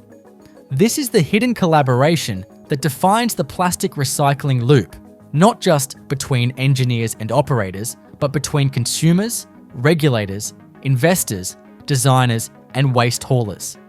Each plays a part, knowingly or not, in keeping the material alive. And it's a delicate choreography. Break any link in the chain and the loop fails, but keep it intact and you get something remarkable. A synthetic material that, despite being man-made and non-biodegradable, can be reused over and over without loss of performance or integrity. The numbers, when scaled, are staggering. A single bottle-to-bottle rPET plant running at full capacity might recycle up to 2 billion bottles per year. Globally, the rPET market is expected to surpass $15 billion USD within the next few years, driven by packaging, apparel, and legislative mandates. And for every ton of plastic that is recycled instead of landfilled or incinerated, the world avoids roughly 1.5 tons of CO2 emissions, a quiet, steady contribution to the fight against climate change. Multiply that by the millions of tons of plastic processed annually, and the environmental benefit becomes impossible to ignore. But perhaps the most striking thing about this entire system is how invisible it is to most people. The machines, the heat, the labor, the science, so much of it happens far from public view. Bottles disappear into bins, and new ones appear on shelves with no obvious connection between the two. And yet, beneath that surface lies a process more intricate than most manufacturing operations, more globally entangled than most supply chains, and more critical to sustainability than most realize. It's a story of hidden continuity, a narrative of material resurrection that runs quietly beneath the surface of everyday life. It begins with a dry whisper, silica sand, pale as bone, pouring from a towering hopper into a vast stainless steel bin. The grains are so fine they almost float, catching light like powdered glass. In this factory, Tucked into a sprawling industrial zone far from the nearest beach, hundreds of tons of this raw material arrive each day by railcar and truck. Not a single handful is wasted. Each grain has been mined, washed, sorted, and graded for purity because the requirements for architectural or solar-grade glass are exacting. No iron, no organic fragments, no discoloration. Just crystalline quartz, crushed and sieved to a fine consistency. The sand flows through massive steel ducts into storage silos that stretch 4 stories high, their insides lined with anti-corrosive coatings to keep the materials perfectly dry and uncontaminated. From here, automated augers move precise portions of silica into the batch house, where the transformation truly begins. Alongside the silica, 2 more ingredients arrive in parallel streams: soda ash and limestone. Soda ash, or sodium carbonate, acts like a kind of softener. Pure silica melts at over 1700 degrees Celsius, but with soda ash in the mix, that threshold drops to a more manageable 1450. Limestone adds calcium to the mixture, making the finished glass more stable and resistant to weathering. The exact ratio of these ingredients is crucial, and it's adjusted constantly by computer-controlled systems. Too much soda ash, and the glass becomes too soluble. Too much limestone, and it turns brittle. Dozens of other ingredients might be added in tiny quantities: alumina for durability, dolomite for stability, or small amounts of colorants or decolorizers, depending on the intended use of the glass. Each additive is measured down to the gram using load cells and vibratory feeders, ensuring that every single batch of raw material is chemically identical to the last. The materials are mixed in giant cylindrical blenders that rotate slowly, tumbling the powders together like a cement mixer. There's no room for inconsistency here. If a single batch has uneven mixing, it can cause bubbles, streaks, or structural weaknesses in the final sheet. Sensors embedded in the blending drums monitor the homogeneity in real time, adjusting tumbling speed and cycle duration to compensate for moisture content or clumping. Once the mix is uniform, it's ready for the furnace, the heart of the factory, and one of the most extreme environments engineered by humans. The furnace is nothing short of enormous. Some stretch longer than a football field, with a bath of molten glass glowing orange hot inside a refractory basin made of zircon and alumina bricks. These furnaces run 24 hours a day, 365 days a year, and once they're started, they don't stop for a decade or more. The mixed raw materials are fed in from one end, where temperatures are cooler, around 1200 degrees Celsius. As they move forward across the melt zone, they encounter gradually increasing temperatures, reaching up to 1550 degrees Celsius in the combustion zone, where natural gas and forced air create a roaring flame.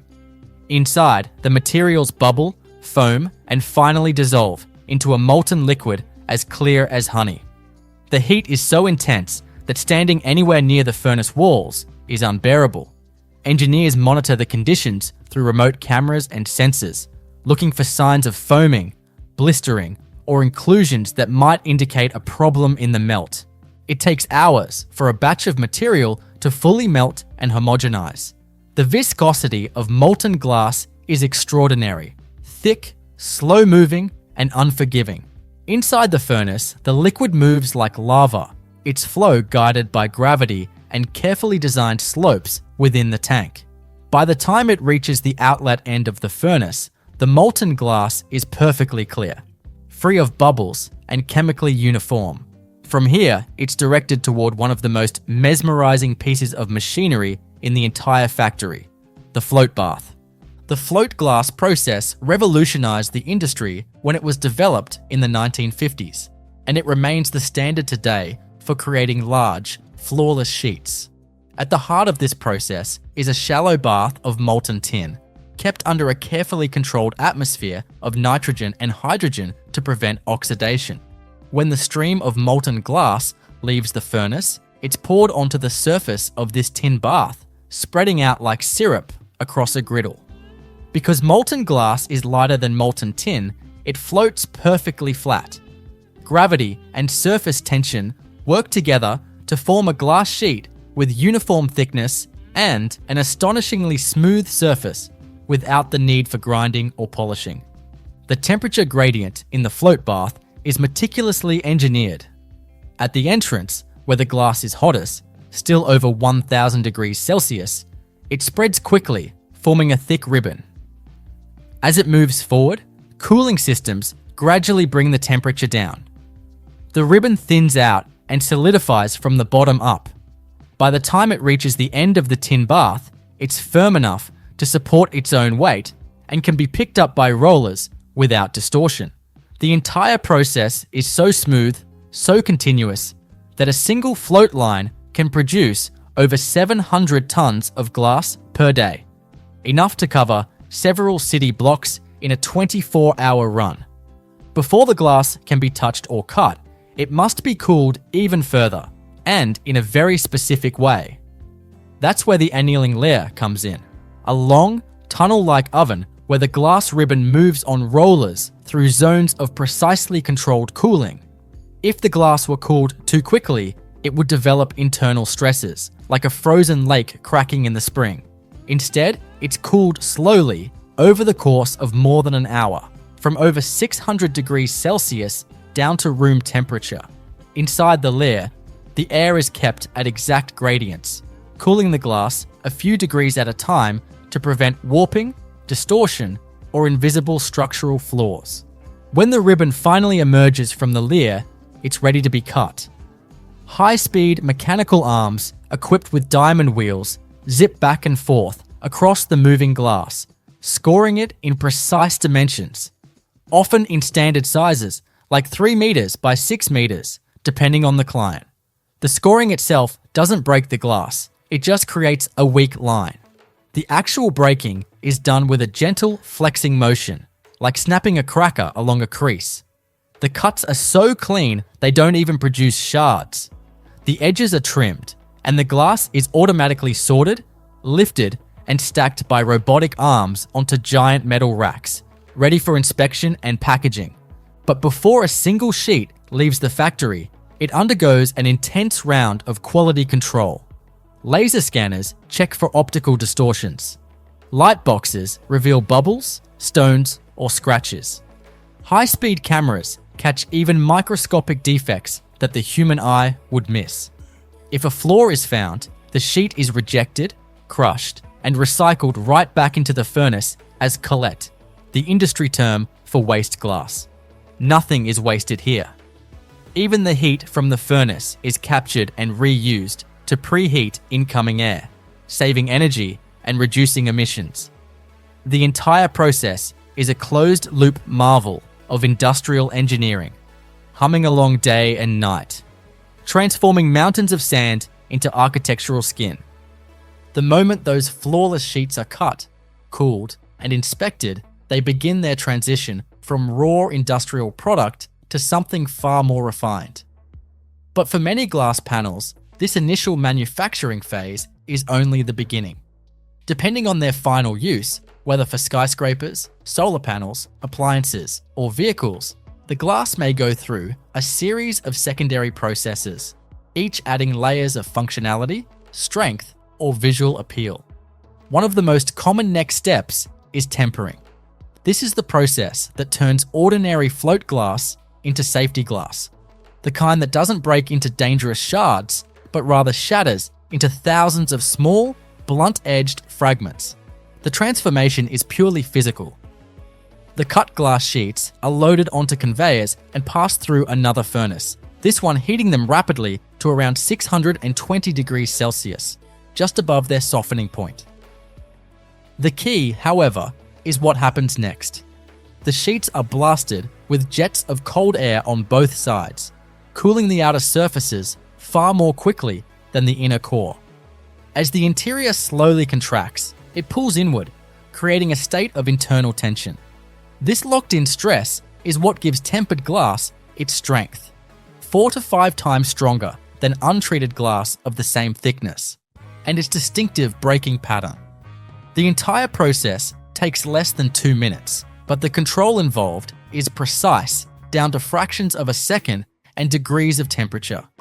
Tempered glass is essential for everything from shower doors to building facades to phone screens. But not all applications need that kind of stress hardening. Some call for lamination instead. Laminated glass is created by sandwiching 2 or more sheets of float glass around a clear plastic interlayer, typically made of PVB, polyvinyl butyryl. These layers are assembled in clean rooms to prevent contamination, then fed into a vacuum chamber that removes all air pockets.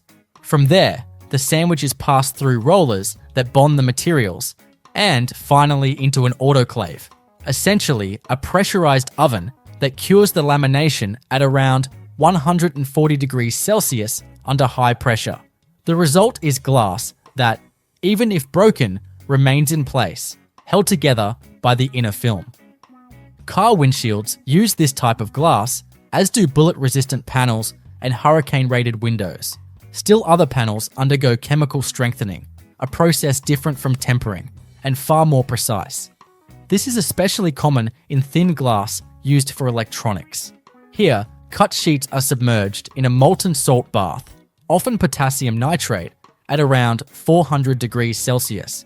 The surface sodium ions in the glass are gradually replaced with larger potassium ions from the solution, creating compressive stress along the outer layer. It's a molecular scale transformation, invisible to the eye, but dramatically improving the durability and scratch resistance of the final product. Even a few microns of altered structure can make the difference between a glass screen that cracks on impact and one that survives countless drops. Some panels are treated for entirely different reasons. Coatings, for instance. In architectural glass, coatings can add reflectivity, UV resistance, or insulation properties. These aren't painted on. They're deposited atom by atom in vacuum chambers using a process called magnetron sputtering. Inside a giant chamber, the glass sheet passes beneath target materials, metals like silver, titanium, or chromium, that are bombarded with ions, causing their atoms to sputter off and settle in thin, even layers onto the glass surface. A single coating might be only a few nanometers thick, but its effect is dramatic. Low emissivity, low E coatings, for example, can reflect infrared heat while allowing visible light through, keeping buildings cooler in summer and warmer in winter without blocking natural daylight. Other panels get patterned or frosted using acid etching or sandblasting. Some receive ceramic frits, colored enamels that are screen printed onto the surface and then fired in a furnace to fuse them permanently into the glass. These techniques are used not only for decoration, but also for functionality. For example, dots printed near the edges of car windows serve to control temperature gradients and reduce visual distortion. In high-rise construction, patterns can reduce bird collisions or cut down glare. Every added treatment is another layer of precision, another step that must be flawlessly executed at industrial scale. Once all processing is complete, the glass panels are ready for their final packaging, a logistical feat in itself. These sheets are heavy, fragile, and often enormous, sometimes measuring 3 by 6 meters or more. Robotic cranes lift them, using vacuum suction grips, and gently lower them into custom-built steel stillages, angled A-frames that hold the panels upright in neat stacks. Each rack is padded with foam and separated by cork spacers or polymer cushions to prevent chipping or scratching during transit.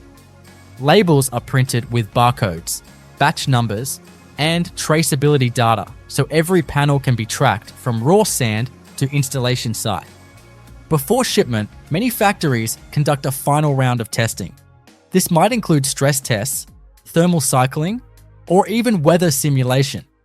Blasting glass panels with UV light, moisture, and temperature swings to simulate years of outdoor exposure in just days. Panels that pass are loaded into climate-controlled containers or onto air-suspended trucks to protect against vibration and temperature shock. For international shipments, especially oversized architectural glass, containers might be custom fabricated and every piece insured and tracked via satellite. Behind the scenes, the factory itself is a study in clean design and relentless efficiency. Dust is the enemy here, tiny particles that can cause inclusions, haze, or imperfections on the glass surface. To combat it, air inside critical zones is filtered continuously through HEPA systems. Workers wear anti-static clothing. Some parts of the process, like lamination or coating, are conducted in positive pressure clean rooms, where the air is cleaner than a surgical theatre. Even the floor layout is optimized to prevent contamination, with separate zones for raw materials, hot processes, and final finishing. Energy use is another major focus. A single float line can consume as much energy as a small town, so factories employ aggressive heat recovery systems. The exhaust from furnaces is captured to preheat combustion air. Waste heat is routed to neighboring buildings or used in drying ovens. Some plants have integrated solar panels or buy energy from renewable sources to offset their carbon footprint. The goal is to reduce emissions without compromising quality, a challenge given how thermally demanding the process is. Waste management is just as thorough. Every scrap of cullet, whether from edge trimming, broken sheets, or rejected panels, is collected, sorted by type, and reintroduced into the furnace. Using cullet saves both energy and raw materials, since recycled glass melts at a lower temperature than fresh silica. Even the water used for cooling and cleaning is filtered, treated, and reused in a closed-loop system. Nothing leaves the site without being measured, weighed, and logged. And all of it, the heat, the silence of the annealing leer, the rhythmic hum of robotic arms, the slow drift of molten glass over liquid tin, is calibrated to deliver the same result over and over. Perfect, transparent sheets that started life as common sand. From grains to glass, every stage is a testament to scale, patience, and precision. And the process, as complicated as it is, never really stops. When one furnace is eventually shut down after a decade of operation, it cools slowly over weeks, while a new one is built beside it, brick by fire-resistant brick, so the line can keep flowing, day and night, year after year. Down on the line, time moves differently. It's not counted in minutes, but in meters. Meters of glass ribbon steadily rolling off the end of the float bath, unwavering in its pace. The process is continuous, relentless. There are no breaks, no pauses. Once the furnace is lit and the float line begins, it runs non-stop for years, maintained with surgical precision and monitored around the clock by teams of engineers, technicians, and operators who know the glass almost like a living thing. They can read the smallest ripple in the surface, the faintest haze or color shift, and trace it back to the melt, the batch composition, the tension of the rollers, or even a minute drift in furnace temperature. Because here, every variable matters. Inside the control room, surrounded by screens that pulse with temperature maps, flow rates, and pressure data, the float line is watched like a heart monitor. Operators adjust burner ratios, tweak gas mixtures, and modify conveyor speeds by fractions of a percent. There's an entire choreography behind this stillness, an invisible ballet of heat and chemistry. If the temperature of the tin bath drops by just a few degrees, the glass might thicken or pick up tiny distortions. If the furnace pressure dips too low, oxygen might creep in and oxidize the tin, ruining the surface finish. If a bit too much soda ash is fed into the mix, the glass could become cloudy or too soft to cut properly. Then there's the tin itself. Maintaining a perfectly flat and clean tin surface is a quiet battle that goes on beneath the molten glass. The tin is kept in a sealed chamber under reducing gases, constantly monitored for purity. If oxidized, tin can form a grey scum that mars the underside of the glass sheet.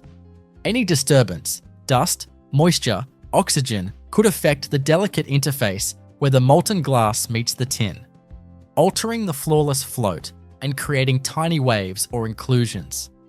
That's why maintenance crews work in isolation chambers, using long tools and mirrors to make adjustments without ever exposing the bath to open air. The entire float system operates under an atmosphere of such precision that even the flow of nitrogen and hydrogen is regulated down to the liter per hour. Beyond the float line, the rhythm changes. In the annealing layer, everything slows to a crawl. Here, the glass is no longer molten, but it's not quite solid either. It's in that in-between state where structure sets and stresses are locked in. The layer is long, sometimes over 100 meters, and the glass moves through it on rollers at a snail's pace. The air inside is segmented into zones, each with a specific temperature. As the sheet moves through, it cools from around 600 degrees Celsius to ambient over the course of an hour or more, depending on the thickness. Thicker glass cools more slowly, thinner glass more quickly, but always with the same goal: uniform internal structure, zero stress. Thermal cameras line the layer, tracking the glass's cooling curve in real time. If a hotspot or cold zone develops, actuators open or close air vents or redirect heat flow to restore balance. At the exit, the glass is finally firm, an enormous, glowing sheet the size of a billboard, sliding out onto cold rollers. Now, the pace picks up.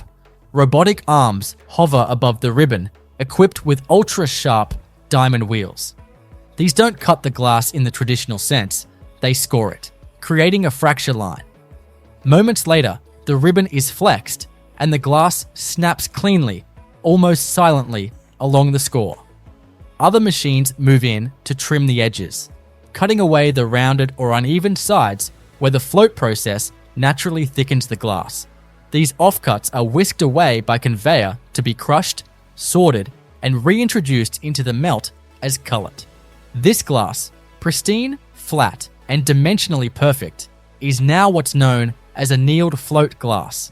It could be shipped as is, but more often than not, this is just the blank canvas. From here, it enters a labyrinth of customization. Some sheets are sent for tempering, others laminated, coated, tinted, or curved. It's at this point that the product becomes highly specific. A solar panel manufacturer might require ultra-clear, low-iron glass with an anti-reflective coating. An architect might specify bronze-tinted panels with a mirror finish on one side and a fritted dot pattern on the other.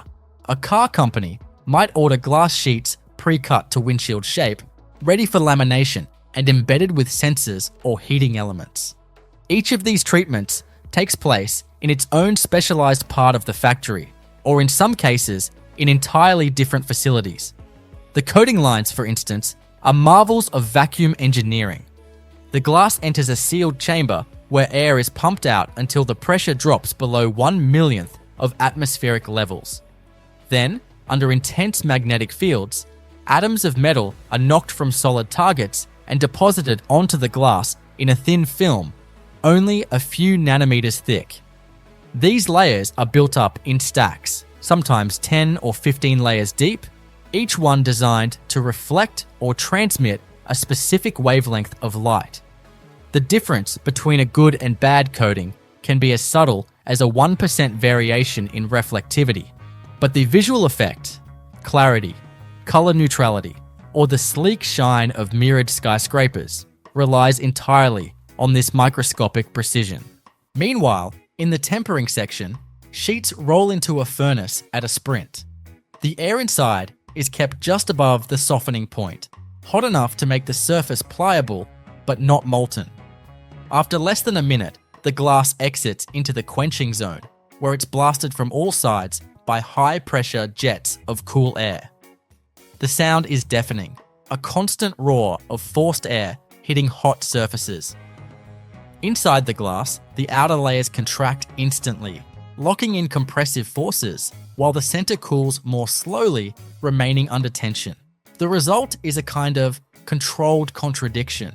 a material both strong and fragile, flexible in load but unpredictable in failure. If it breaks, it shatters into pebble-sized pieces, reducing the risk of injury. But to do this well, the cooling has to be uniform down to the millimeter. Uneven quenching can warp the sheet or create weak zones, especially at the corners and edges. In another wing of the plant, the lamination line hums in near silence. Workers in clean suits feed glass sheets onto conveyors, where they're matched with their PVB interlayers. The film is slightly tacky, so it adheres instantly, and the whole sandwich is aligned and pressed together before entering a vacuum chamber. Here, all the air is sucked out, ensuring optical clarity and adhesion. From there, it enters an autoclave, essentially a giant pressure cooker, where heat and pressure finalize the bond. When finished, the result is subtle. The laminated glass looks like any other pane, but hidden within is a flexible core that holds the shards in place, absorbs impact, and can even block sound or UV light, depending on the interlayer formula. No matter the treatment, the final destination is the same: a waiting bay where the glass is sorted, labeled, and packed for delivery. Robots handle almost all of it. They grip each sheet with suction cups, swing it upright, and slide it into racks lined with foam. Labels are applied with inkjet printers directly onto the surface, each one containing barcodes, batch numbers, timestamps, and specifications. Entire shipments can be traced back through every stage of production: which furnace they came from, what batch of sand was used, what coatings were applied, and when. It's total traceability, a necessity when you're producing hundreds of tons per day and can't afford even a single defective panel slipping through. The loading zone feels like a shipping port. Forklifts move enormous A-frame racks onto flatbed trailers. Cranes lift them into 40-foot containers. Some shipments are local, heading to nearby construction sites. Others are bound for ports, destined for global export. Each shipment is planned down to the centimeter. Glass sheets are heavy. One panel of 12 mm thick architectural glass can weigh more than 100 kilograms, and fragile. Containers are padded, shock-mounted, and often fitted with sensors to monitor for vibration or temperature changes. Some even include humidity sensors to prevent condensation during long ocean journeys. By the time a sheet of glass leaves the factory, it has traveled hundreds of meters, passed through multiple furnaces, endured vacuums, baths of molten metal, blasts of high-pressure air, and scrutiny from lasers and robotic arms. It has changed its shape, its chemistry, its internal structure, and yet to the eye, it looks simple, transparent, ordinary, just a sheet of glass. But it began as sand, fine, white, unremarkable grains. And the journey from that beach-like powder to an engineered sheet of high-performance glass is a study in scale, science, and sheer industrial discipline. Every step builds on the last. Every variable is accounted for. And behind it all is a relentless drive for perfection. Because in this world, a mistake doesn't just show up, it shatters. The factory hums, yet there's no single sound that dominates. It's a blend: the low thunder of conveyor belts, the hiss of quenching jets, the whir of servos adjusting robotic arms. Everything is timed. Everything flows. In one corner, crushed cullet is being fed back into the furnace. In another, finished glass panels are being lifted by suction cranes onto custom-fitted racks. But the real power of the operation lies in its continuous, unbroken nature. Unlike many other manufacturing processes that stop and start with each new batch, a float glass plant is designed for flow. Start it once, and it moves in a rhythm measured in years. That rhythm depends on a supply chain as disciplined as the factory itself.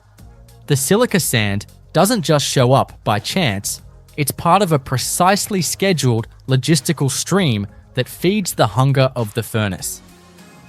A large float plant might consume over 1,000 tons of raw material every single day. That's enough sand to fill 40 dump trucks every morning without fail. Any delay, any contamination in the supply can compromise the entire output. To prevent that, most factories source from only a handful of highly vetted mines with strict quality controls in place. The sand is washed, screened, magnetically filtered to remove iron, and dried before it even reaches the batching plant. This attention to detail continues all the way to the smallest components.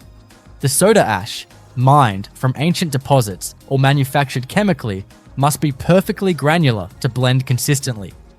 The limestone must be free of organics. Even the decolorizers, tiny additions of selenium or cobalt, are delivered in ultra-precise amounts using computer-controlled feeders.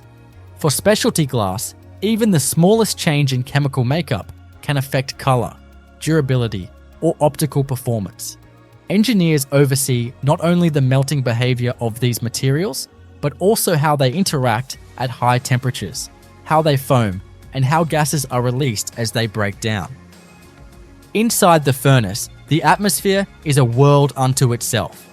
Sensors track not only temperature, but also oxygen levels, flame shape, and even the spectral profile of the combustion light. Adjustments are made constantly to maintain the ideal melt conditions. If the batch begins to foam excessively, perhaps due to a moisture imbalance or uneven particle size, it can lead to defects like bubbles or inclusions in the final glass. Operators respond quickly, adjusting the chemistry, tweaking the feed rate, or altering the burner flame profiles. This is where the human element still plays a major role. Despite all the automation, it takes trained eyes and years of experience to truly understand the behavior of the melt. That molten glass, once perfected, exits the furnace like a glowing river. It flows at a carefully calibrated rate, neither too fast nor too slow, onto the tin bath.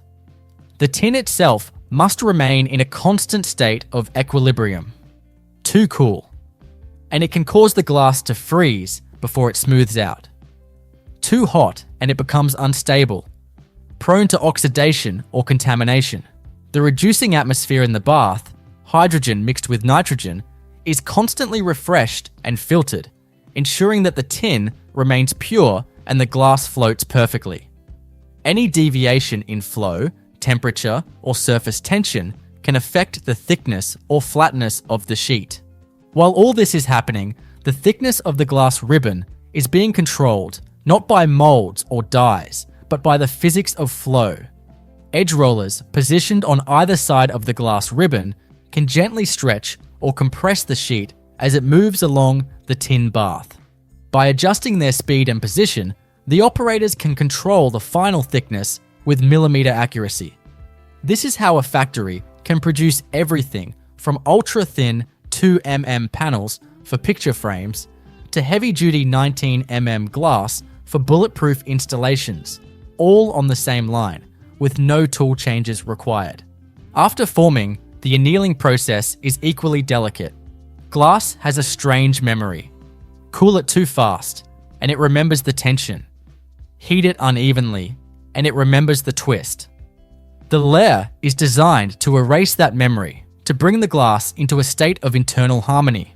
It does this by creating a perfectly uniform temperature gradient. Warm air is recirculated and filtered.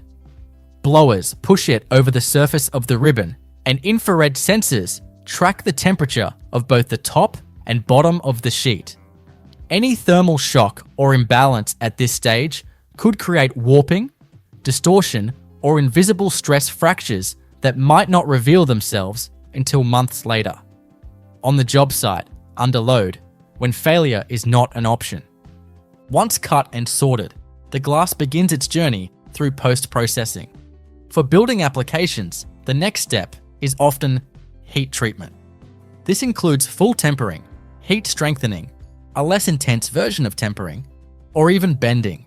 To bend glass, it's first heated in a furnace until it becomes pliable, then slowly sagged over a mold or forced into shape with precision tooling.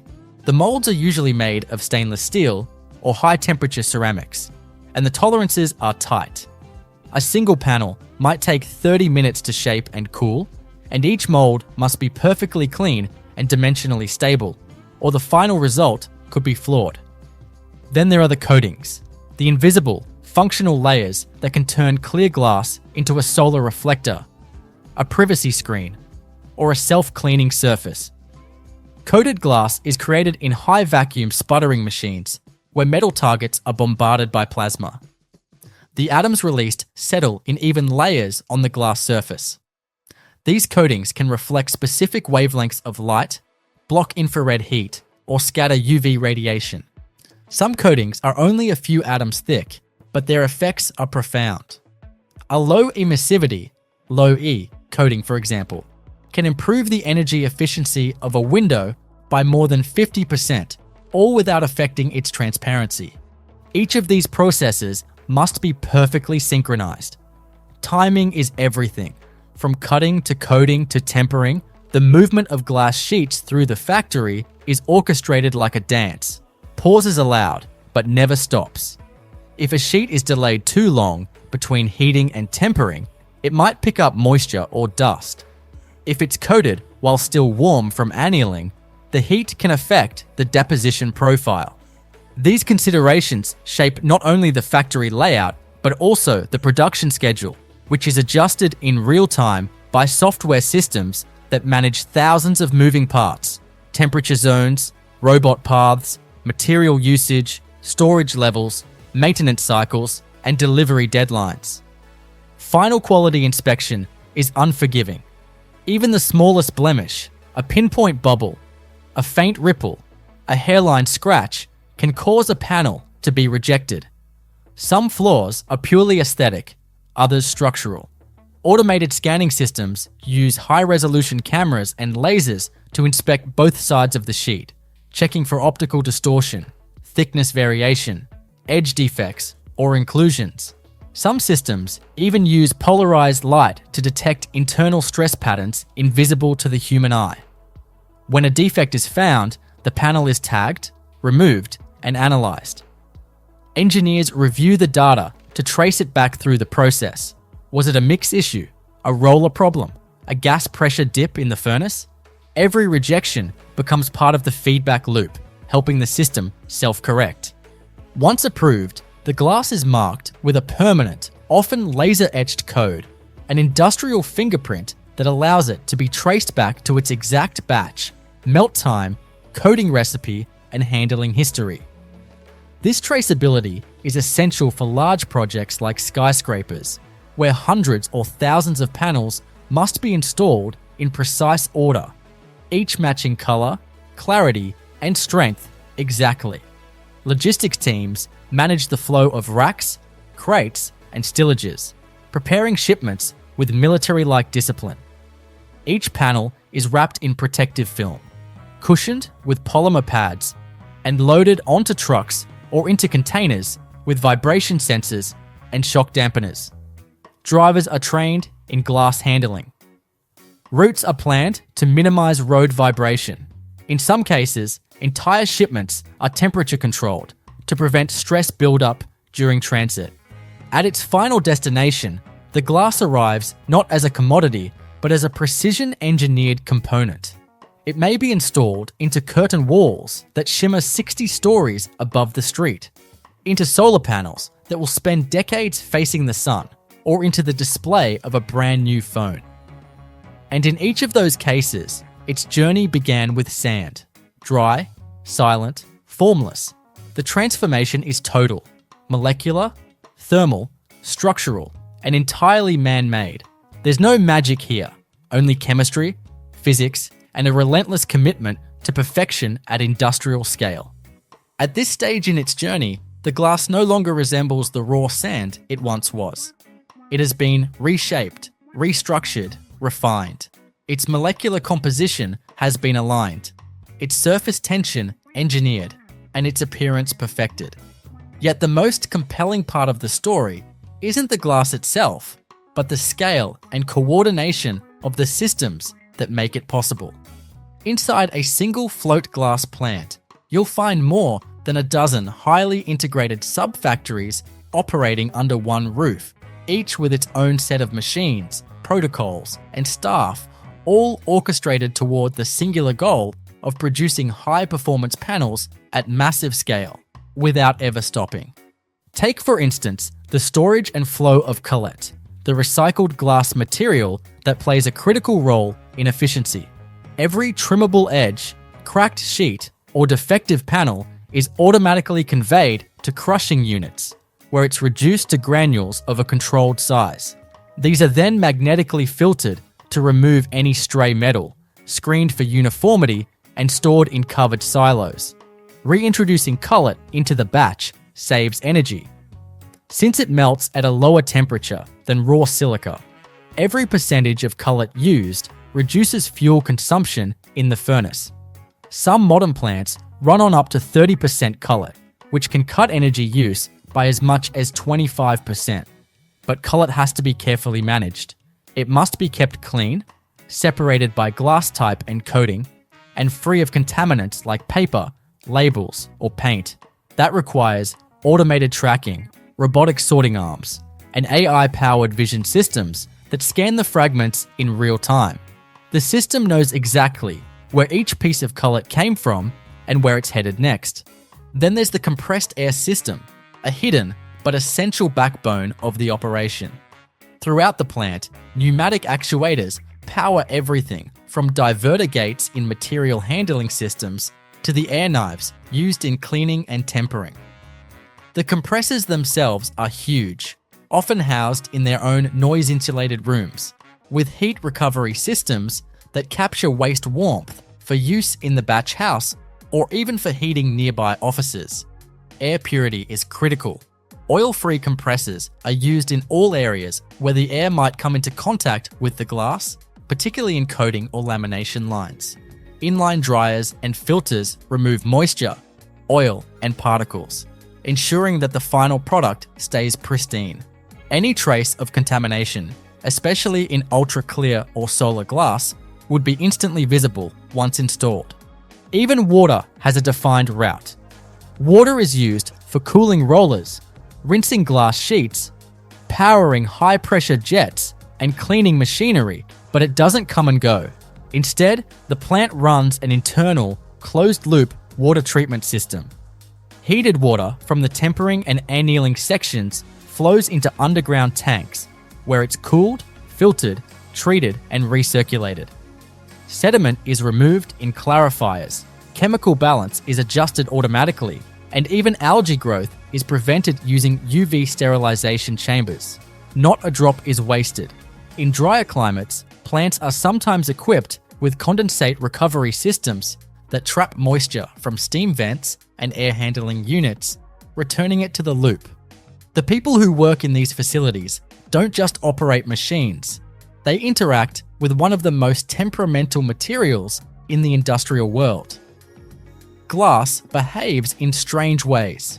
It's a supercooled liquid in theory, a brittle solid in practice, and deeply sensitive to both temperature and tension. A sharp corner, a surface scratch, or even a sudden breeze in the wrong place can spell disaster for an entire batch. That's why training is continuous. Operators are taught to recognize the early signs of instability, not just in the material, but in the machines and systems that surround it. They learn how a subtle vibration might indicate roller misalignment, how a faint smell near the coating chamber could hint at a vacuum leak, how a change in the furnace exhaust note might signal a shift in burner performance. This human insight is paired with relentless automation. Factory control systems monitor thousands of variables simultaneously: furnace pressures, gas flow rates, tin bath chemistry, roller speeds, belt tension, coating thickness, air quality, humidity, and more. In a modern plant, dozens of programmable logic controllers, PLCs, and industrial PCs run in parallel, communicating over fiber optic networks, constantly adjusting settings and raising alarms when something drifts out of spec. Operators work alongside dashboards that visualize live data from every point in the plant. At any moment, they can pull up a heat map of the float bath, compare real-time product thickness to batch specifications, or see exactly how many tons of glass were produced in the last hour. Some factories even run digital twins, virtual replicas of the entire production line. These simulations use real-world sensor data to model the process in 3D, allowing engineers to test adjustments or run failure scenarios without disrupting the actual line. Want to know how a 5% increase in cullet will affect furnace behavior, or whether a new coating recipe will interact poorly with existing cleaning systems? The digital twin can tell you instantly. It's predictive maintenance, process control, and R&D all rolled into one, and it's becoming the norm across the industry. But for all the technology, the process still comes back to the material. Glass, as old as the earth itself, as basic as sand, continues to challenge and inspire. The panels that emerge from these factories aren't just sheets, they're structural skins, solar harvesters, transparent insulators, sound barriers, digital interfaces, and the demands keep rising. Thinner panels, higher clarity, better solar transmission, greater impact resistance, new coatings that filter specific wavelengths, conduct electricity, or even clean themselves in sunlight. The float glass plant must adapt to every new requirement without slowing down, without losing yield, and without compromising quality. To make this possible, new machines are constantly being integrated into the line. Just downstream of the layer, you might find high-speed polishing robots outfitted with diamond abrasives, capable of smoothing the edges of hundreds of sheets per hour. In the tempering section, infrared cameras now map surface stress patterns in real time, displaying them as color-coded maps. On the lamination line, automated alignment tables use machine vision to center layers with sub-millimeter accuracy, ensuring that logos or embedded components line up perfectly. And at the shipping bay, the logistical precision continues. Finished glass panels are often custom-coded for their final destination. A building facade might require panels labeled for installation sequence, south wall, level 14, position 7. That information is embedded in a QR code printed on the label, which installers on-site can scan to see weight, thickness, coating type, and even a digital version of the quality certificate. It's the industrial version of transparency, literal and operational. Every part of the product's history is accessible at a glance. Meanwhile, back in the batching tower, another load of raw sand is being dropped into the hopper. The cycle never stops. As one furnace ages out, another is built. The fire is transferred. New bricks are laid. Sensors are recalibrated. The heat comes back. And once again, grain by grain, sand becomes glass. It takes the relentless choreography of materials, machines, heat, and human focus to make something this delicate, this clear, and this strong, at the scale of millions of square meters every year. And what's striking, perhaps more than anything, is that all of this is done with almost no waste. No dyes run down drains. No scrap is tossed out. No smoke curls from chimneys unchecked. A float glass factory, for all its size and complexity, is one of the cleanest industrial environments on Earth.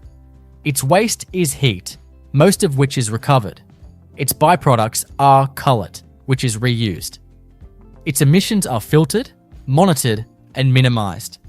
It is a closed-loop, high-efficiency, high-consistency engine of transformation, one that turns the Earth's most abundant resource into something almost invisible, something we look through every day but rarely see. The transformation begins with ore, raw, dirty, and unremarkable. Dug from open-pit mines across Nevada and Alaska, this ore contains only a whisper of gold, often less than 1 ounce per ton of rock. Yet the value hidden within is staggering. Mining trucks the size of small houses haul this ore to crushing stations, where it's pulverized into fine dust. These machines weigh hundreds of tons and operate 24/7, reducing giant rocks to particles smaller than a grain of sand. The air inside these facilities is a constant swirl of grey powder and heat. It smells faintly metallic, like hot iron and dust after a thunderstorm. From here, the powdered ore is fed into chemical processing lines designed to tease out the tiniest traces of gold. The most common method is cyanide leaching. Despite its reputation, this process is incredibly efficient. Giant vats, some the size of swimming pools, are filled with a diluted cyanide solution. The crushed rock is soaked for hours or days, and the cyanide binds to the gold, separating it from the worthless material. What results is a liquid called pregnant solution, rich with dissolved gold ions, still invisible to the eye but chemically captured. This solution is then piped into a series of electrowinning cells, where a small electric current forces the gold out of solution and onto steel wool or other cathodes. Over time, the gold plates the surface, flaking off in dull, crumbly deposits that look more like mud than metal. These are collected, dried, and smelted into what's known as d'or bars. These rough, impure bars are the first visible sign of success in the process. A dull, yellowish lump, often stamped with its weight and mine of origin. But d'or is nowhere near pure.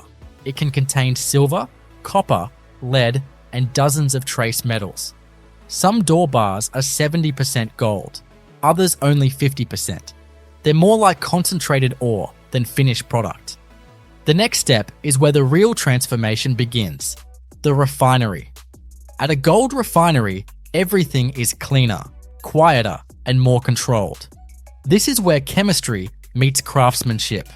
The d'or bars arrive in armored trucks, are unloaded in secured bays, and immediately logged, weighed, and photographed. Each bar is melted in high-temperature induction furnaces, reaching over 1,100 degrees Celsius, hot enough to turn solid metal into glowing orange liquid.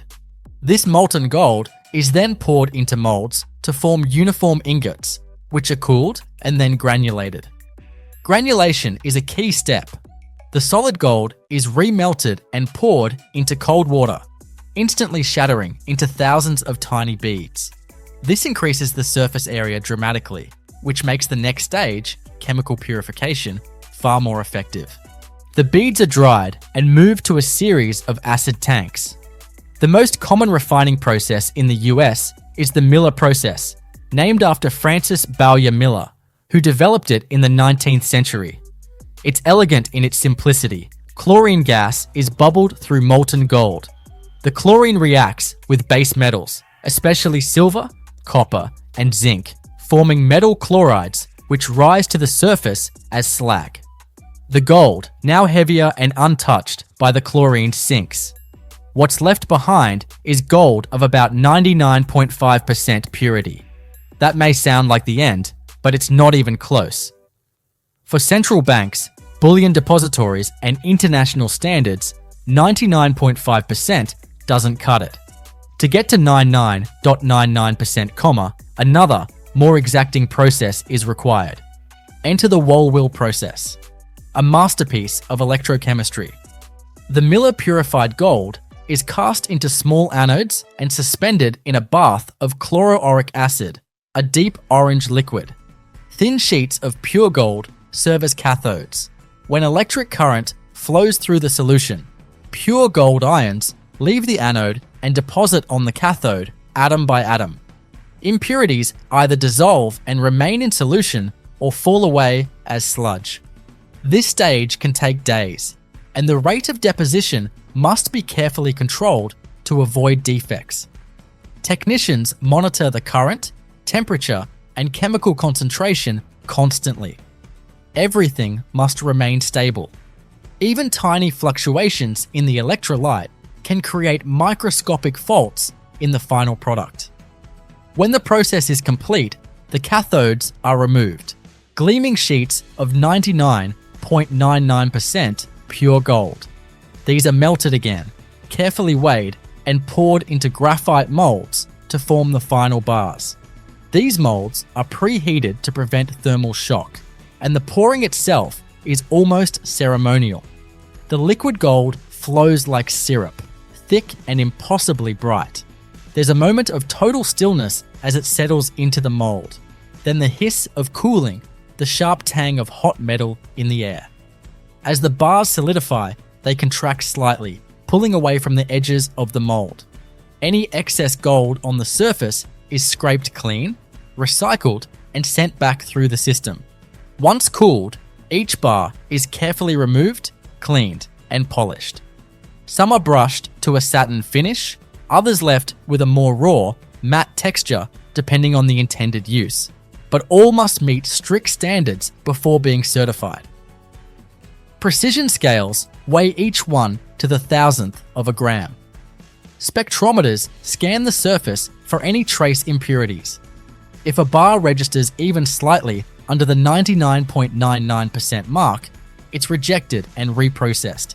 No shortcuts, no exceptions. Only the most perfect bars are stamped with the hallmark of a recognized refinery, a rectangular punch with the weight, purity, serial number, and refinery logo. Once stamped, the bars are moved into a strictly controlled environment for final inspection and packaging. Here, human hands take over from machines. Wearing gloves and anti-static lab coats, technicians examine each bar under bright, cold lighting. They look for imperfections, small pits, uneven edges, faint scratches. Even a minor visual flaw can impact a bar's acceptance on the international market. Some refiners use soft cloths to buff away micro abrasions, but nothing abrasive enough to alter the surface or reduce weight. The air in this part of the facility is filtered constantly to eliminate dust, and temperatures are kept stable to prevent any condensation or moisture contamination. Gold is soft. 22-carat jewelry can be dented with a fingernail, so every precaution is taken to prevent physical contact between bars. They are handled individually, placed on padded trays or velvet-lined compartments, and spaced apart to avoid scraping. Once approved, the bars are ready to be sealed. Depending on the client, some are vacuum-packed in tamper-proof plastic sleeves, while others are wrapped in corrosion-resistant paper and placed in heavy-duty shipping boxes. For bulk storage, especially for central banks or depository accounts, the bars are stacked in wooden crates lined with foam or hard rubber. These boxes often carry precise packing lists down to the gram, with serial numbers for every bar. Security is paramount. Every box is double-locked, GPS tagged, and hand-delivered by armored courier services, sometimes accompanied by federal marshals or private security firms with ex-military experience. Each shipment is tracked at multiple checkpoints with temperature sensors, tilt detectors, and shock sensors built into the containers. Even a single drop or sudden jolt can prompt a re-inspection upon arrival. But perhaps the most remarkable part of the entire process is how little margin for error exists. Gold at this level of purity is almost unnaturally uniform. Its density is so high, 19.32 grams per cubic centimeter, that even a small bar feels deceptively heavy. A standard good delivery bar, used in global banking, weighs 400 troy ounces, or about 27.4 pounds. That's the weight of a car tire, but compacted into a volume smaller than a loaf of bread. These bars are so consistent in weight and dimensions that high-speed robotic arms can stack them with millimeter precision. In large vaults, they are arranged like bricks, row upon row of glinting metal, each one identical, motionless, and locked in place. There's no room for variation. If a bar deviates even slightly, it's removed and remade. Behind the scenes, the engineering infrastructure needed to support this process is staggering. Take the induction furnaces used for melting gold. These aren't open flames, they're advanced electromagnetic systems that heat crucibles to over 2,000 degrees Fahrenheit without touching the metal directly. Coils of copper wire generate alternating magnetic fields that induce current within the gold itself, causing it to heat from the inside out. This method eliminates contamination from fuel or combustion gases. The crucibles are made from high-purity graphite or specialized ceramics that can withstand repeated heating and cooling cycles without cracking. Every batch is logged with its own set of time, temperature, and chemical history. Nothing is left to chance. Even the water used in the cooling processes is treated with extraordinary care. Refineries often operate closed-loop water systems where every gallon is filtered, softened, and treated to prevent mineral buildup or chemical interference. The water is cycled through heat exchangers, chilled, and reused. In some facilities, the water never actually touches the gold. It's used only to cool the molds externally, ensuring consistent solidification without thermal shock. Every mechanical component, from the pour spouts to the mold release arms, is engineered for precision. The slightest misalignment can cause turbulence in the pour, leading to air bubbles or ripples on the bar surface. That's why many modern refineries use automated pouring machines with robotic arms calibrated to deposit exact volumes of molten gold at controlled speeds and angles. Beyond the mechanical marvels, there's the chemistry. Silent, invisible, but no less vital. The electrolyte solutions used in the Wohlwill process are monitored by digital sensors and lab technicians in real time. pH levels, gold ion concentrations, temperature, and conductivity are all tracked continuously. Samples are drawn hourly, tested in clean rooms under fume hoods, and compared against historical benchmarks. If the solution starts to accumulate trace contaminants, it's filtered or replaced. Some refineries operate in full cleanroom conditions, where technicians pass through air showers and wear full-body suits to avoid introducing even microscopic particles. In such environments, gold can be deposited so purely that it registers at 99.999%, used not for bars, but for electronics and satellite components where atomic-level precision matters. There's also an entire layer of quality control dedicated to assaying the precise measurement of a bar's purity. Traditional fire assay, a method thousands of years old, is still used in combination with modern techniques. A tiny sample is scraped from the bar, weighed with ultra-sensitive microbalancers, then melted and chemically separated using lead and fluxes in a furnace. The resulting bead of pure metal is weighed again, and the difference provides a direct purity reading. Meanwhile, spectrographic analysis uses X-rays or lasers to scan the surface and internal composition of the bar without damaging it. These tools can detect not just gold, but the presence and concentration of every other element down to parts per million. Only after multiple confirmations will a bar be granted its final certificate. And even then, the chain of custody continues. Each bar's serial number is entered into secure databases, often cross-referenced with national registries and international bullion exchanges. These records include not just the bar's specifications, but also its production date, source mine, refining batch, and intended recipient. Some facilities even embed RFID chips or microscopic laser engravings invisible to the naked eye, enabling instant authentication anywhere in the world. It's not just about security, it's about trust. A 99.99% gold bar isn't just a commodity, it's a promise of precision that can't be faked. A token of absolute reliability in a system that depends on consistency.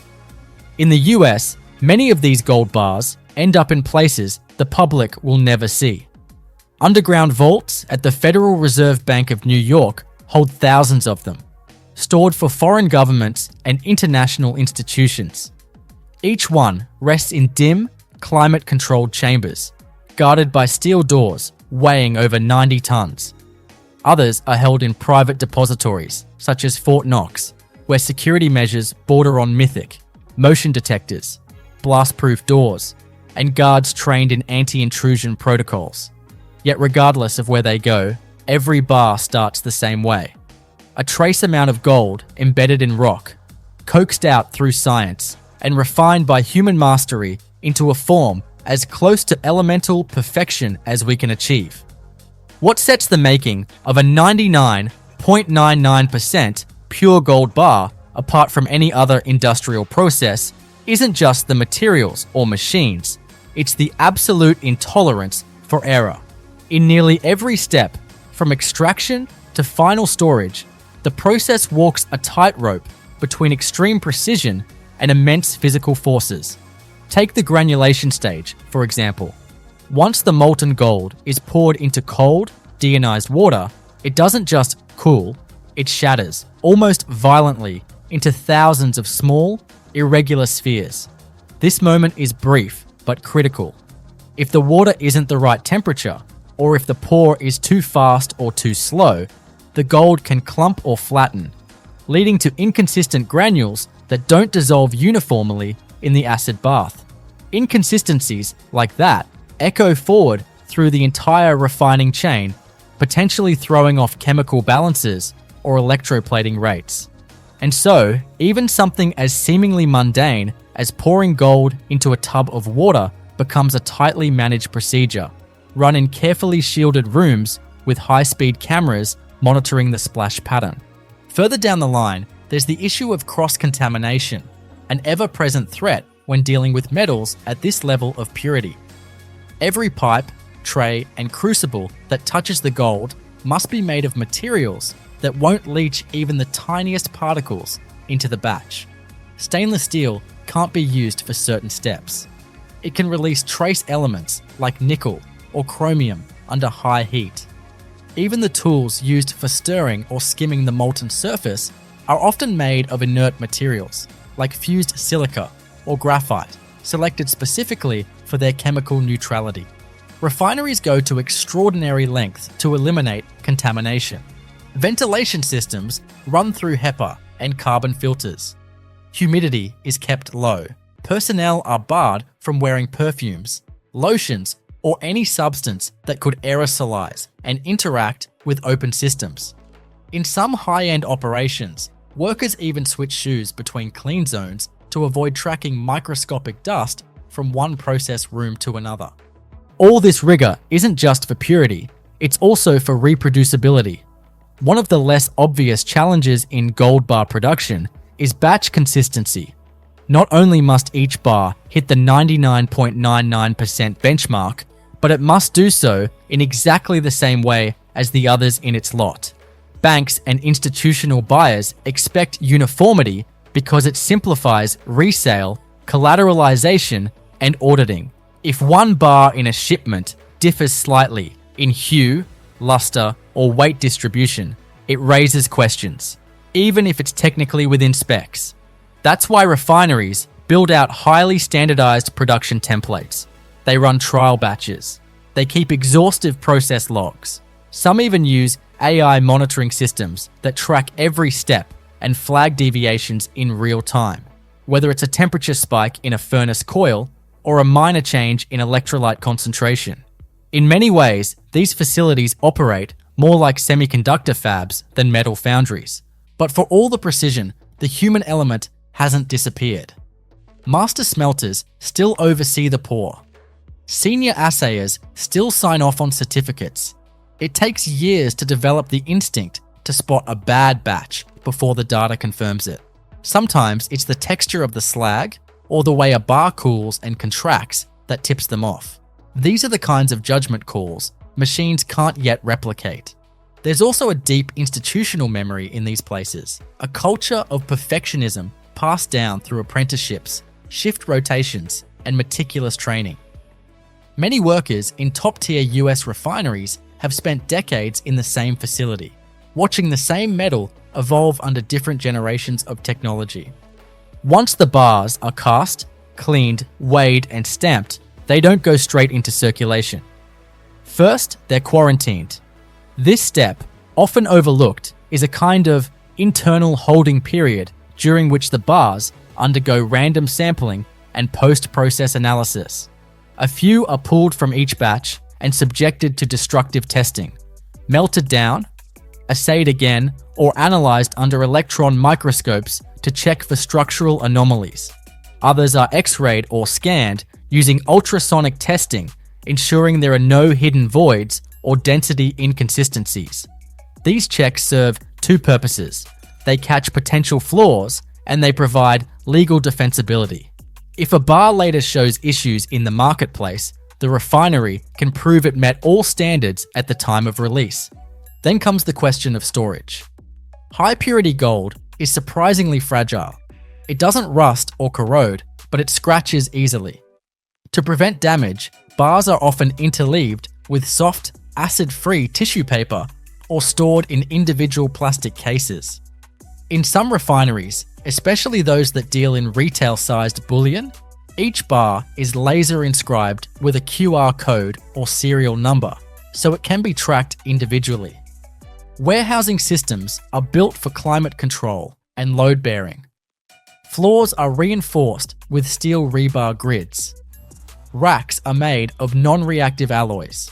Vault humidity is kept at optimal levels to prevent any kind of surface oxidation.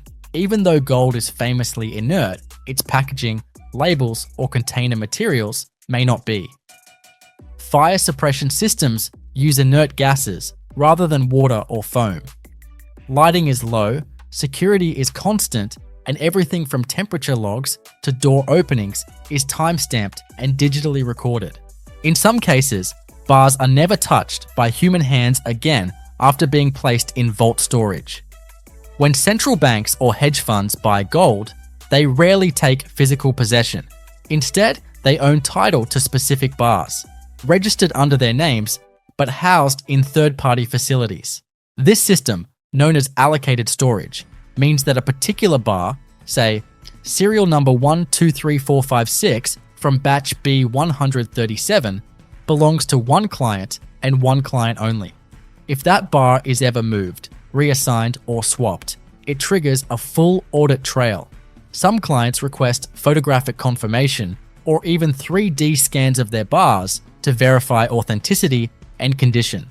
Others go further, dispatching third-party inspectors to conduct spot checks and ensure their holdings are physically present.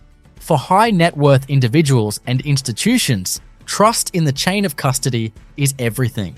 Ironically, the purer a gold bar becomes, the less practical it is for everyday use. Pure gold is too soft for jewelry or coins. It bends, scratches, and wears down too easily. That's why consumer gold is usually alloyed with copper, silver, or other metals to make it durable. But for financial instruments, purity is power. A 99.99% gold bar is a near-perfect store of value. Dense, stable, universally recognized, and remarkably compact. It's immune to inflation, rust, and political boundaries. And unlike digital currency or real estate, it needs no explanation or infrastructure to hold its value. It just sits there, quiet, inert, brilliant. The final destination of these bars varies. Some are flown overseas in chartered cargo planes, wrapped in padded vault crates, and guarded by private security teams from tarmac to tarmac. Others move directly into domestic bank reserves. Some find their way into ETFs, where each share is backed by fractional ownership of physical bullion. A small number are purchased by private individuals, usually through dealers or auctions. But no matter where they go, each one tells the same story. Thousands of steps, millions of dollars in equipment, and a level of precision that borders on the obsessive, all to produce a block of metal that, at first glance, seems perfectly simple. That's the paradox of gold bar production. It's the pursuit of something elemental, something ancient and familiar, using methods that are hyper-modern and ruthlessly exact. It's turning chaos, dusty rocks, boiling acids, and electrical current into perfect symmetry. It's science, craftsmanship, and engineering, distilled into a process where nothing is improvised and every decimal point matters. And at the end of it all sits a bar, cool to the touch, heavy in the hand, and so pure it reflects almost everything but itself. There's a strange quiet in a gold refinery's final vault chamber. Not silence exactly, the low hum of refrigeration units, the soft whir of air filtration, the occasional mechanical click of a motion sensor, but a kind of acoustic softness that comes from rooms surrounded by concrete, steel, and thousands of pounds of the world's most coveted metal. The atmosphere here feels dense. Every surface is subdued, every movement intentional. This is where the journey ends, and yet the stakes remain impossibly high. For some refineries, a single day's output in this room might exceed $100 million in value, and every bar, every single one, is expected to be indistinguishable from the last. This final stage isn't about transformation anymore. It's about verification, custody, and continuity. Even though the bar has already been weighed, assayed, and certified, it's now subjected to another layer of checks. Dimensional verification. Specially calibrated laser scanners measure the bar's exact length, width, height, and even corner curvature. These devices don't just confirm shape, they help detect counterfeits, as even a microscopic deviation from standard specs can be a red flag. Fake gold bars, usually tungsten cores clad in real gold, can sometimes match weight and even pass basic X-ray scans, but they fail under dimensional scrutiny as the density of tungsten is slightly different, forcing forgers to adjust shape. That's why real bars are scanned down to hundredths of a millimeter. These final specs are added to the bar's unique record, stored in the refinery's internal ledger and sometimes uploaded to centralized databases for international validation. Once that's complete, the bar is sealed, either in a tamper-evident plastic sleeve for retail bars or packed with a specific orientation into vault-safe shipping cases for institutional bars. Some of the higher-end facilities use vacuum sealing, not for aesthetic reasons, but to prevent even microscopic environmental exposure during long-term storage. Gold itself doesn't react easily, but packaging labels, adhesives, and nearby materials sometimes can, especially over decades. In a few extreme cases, such as government reserve bars intended for 50-plus year storage, bars are sealed inside inert gas chambers and placed in corrosion-proof alloy cases. These measures may sound excessive, but in the world of sovereign reserves, where bars could change hands 3 generations from now, long-term integrity isn't negotiable.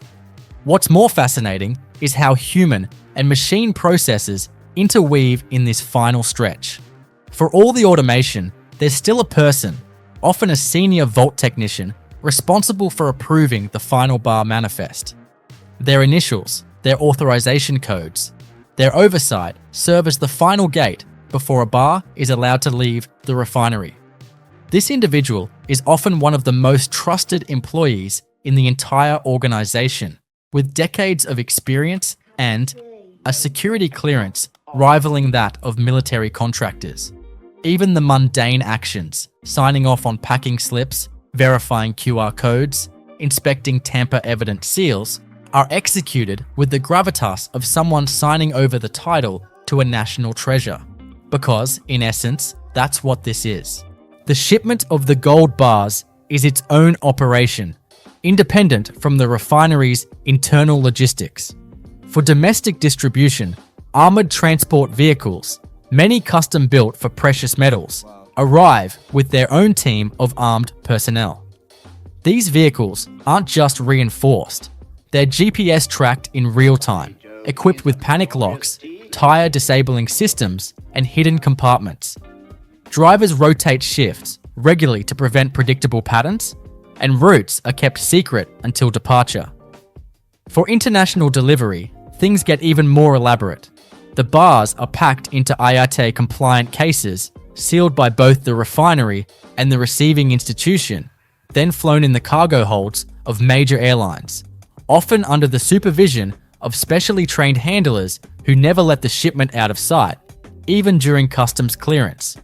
Inside a commercial jetliner's cargo bay, it's likely that amid crates of electronics, industrial parts, or pharmaceuticals, there's a pallet carrying several $1 million in gold bars, sitting silently behind locked bulkhead doors.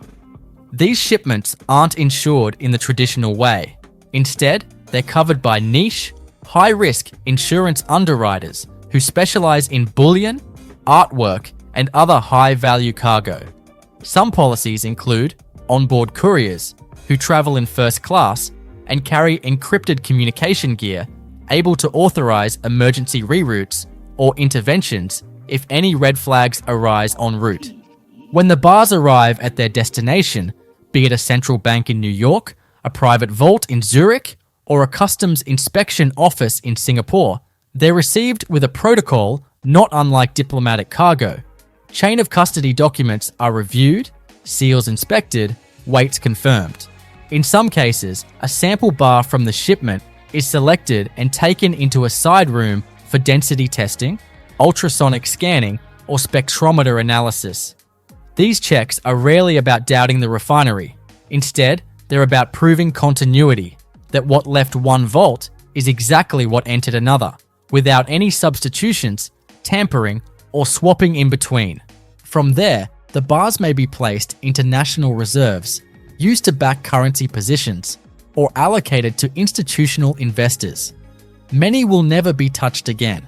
They'll simply sit, silently appreciating, quietly validating the economic strength of whoever owns them. They are not circulated, not melted for jewelry, not reminted as coins. They are bars, finished products, final forms.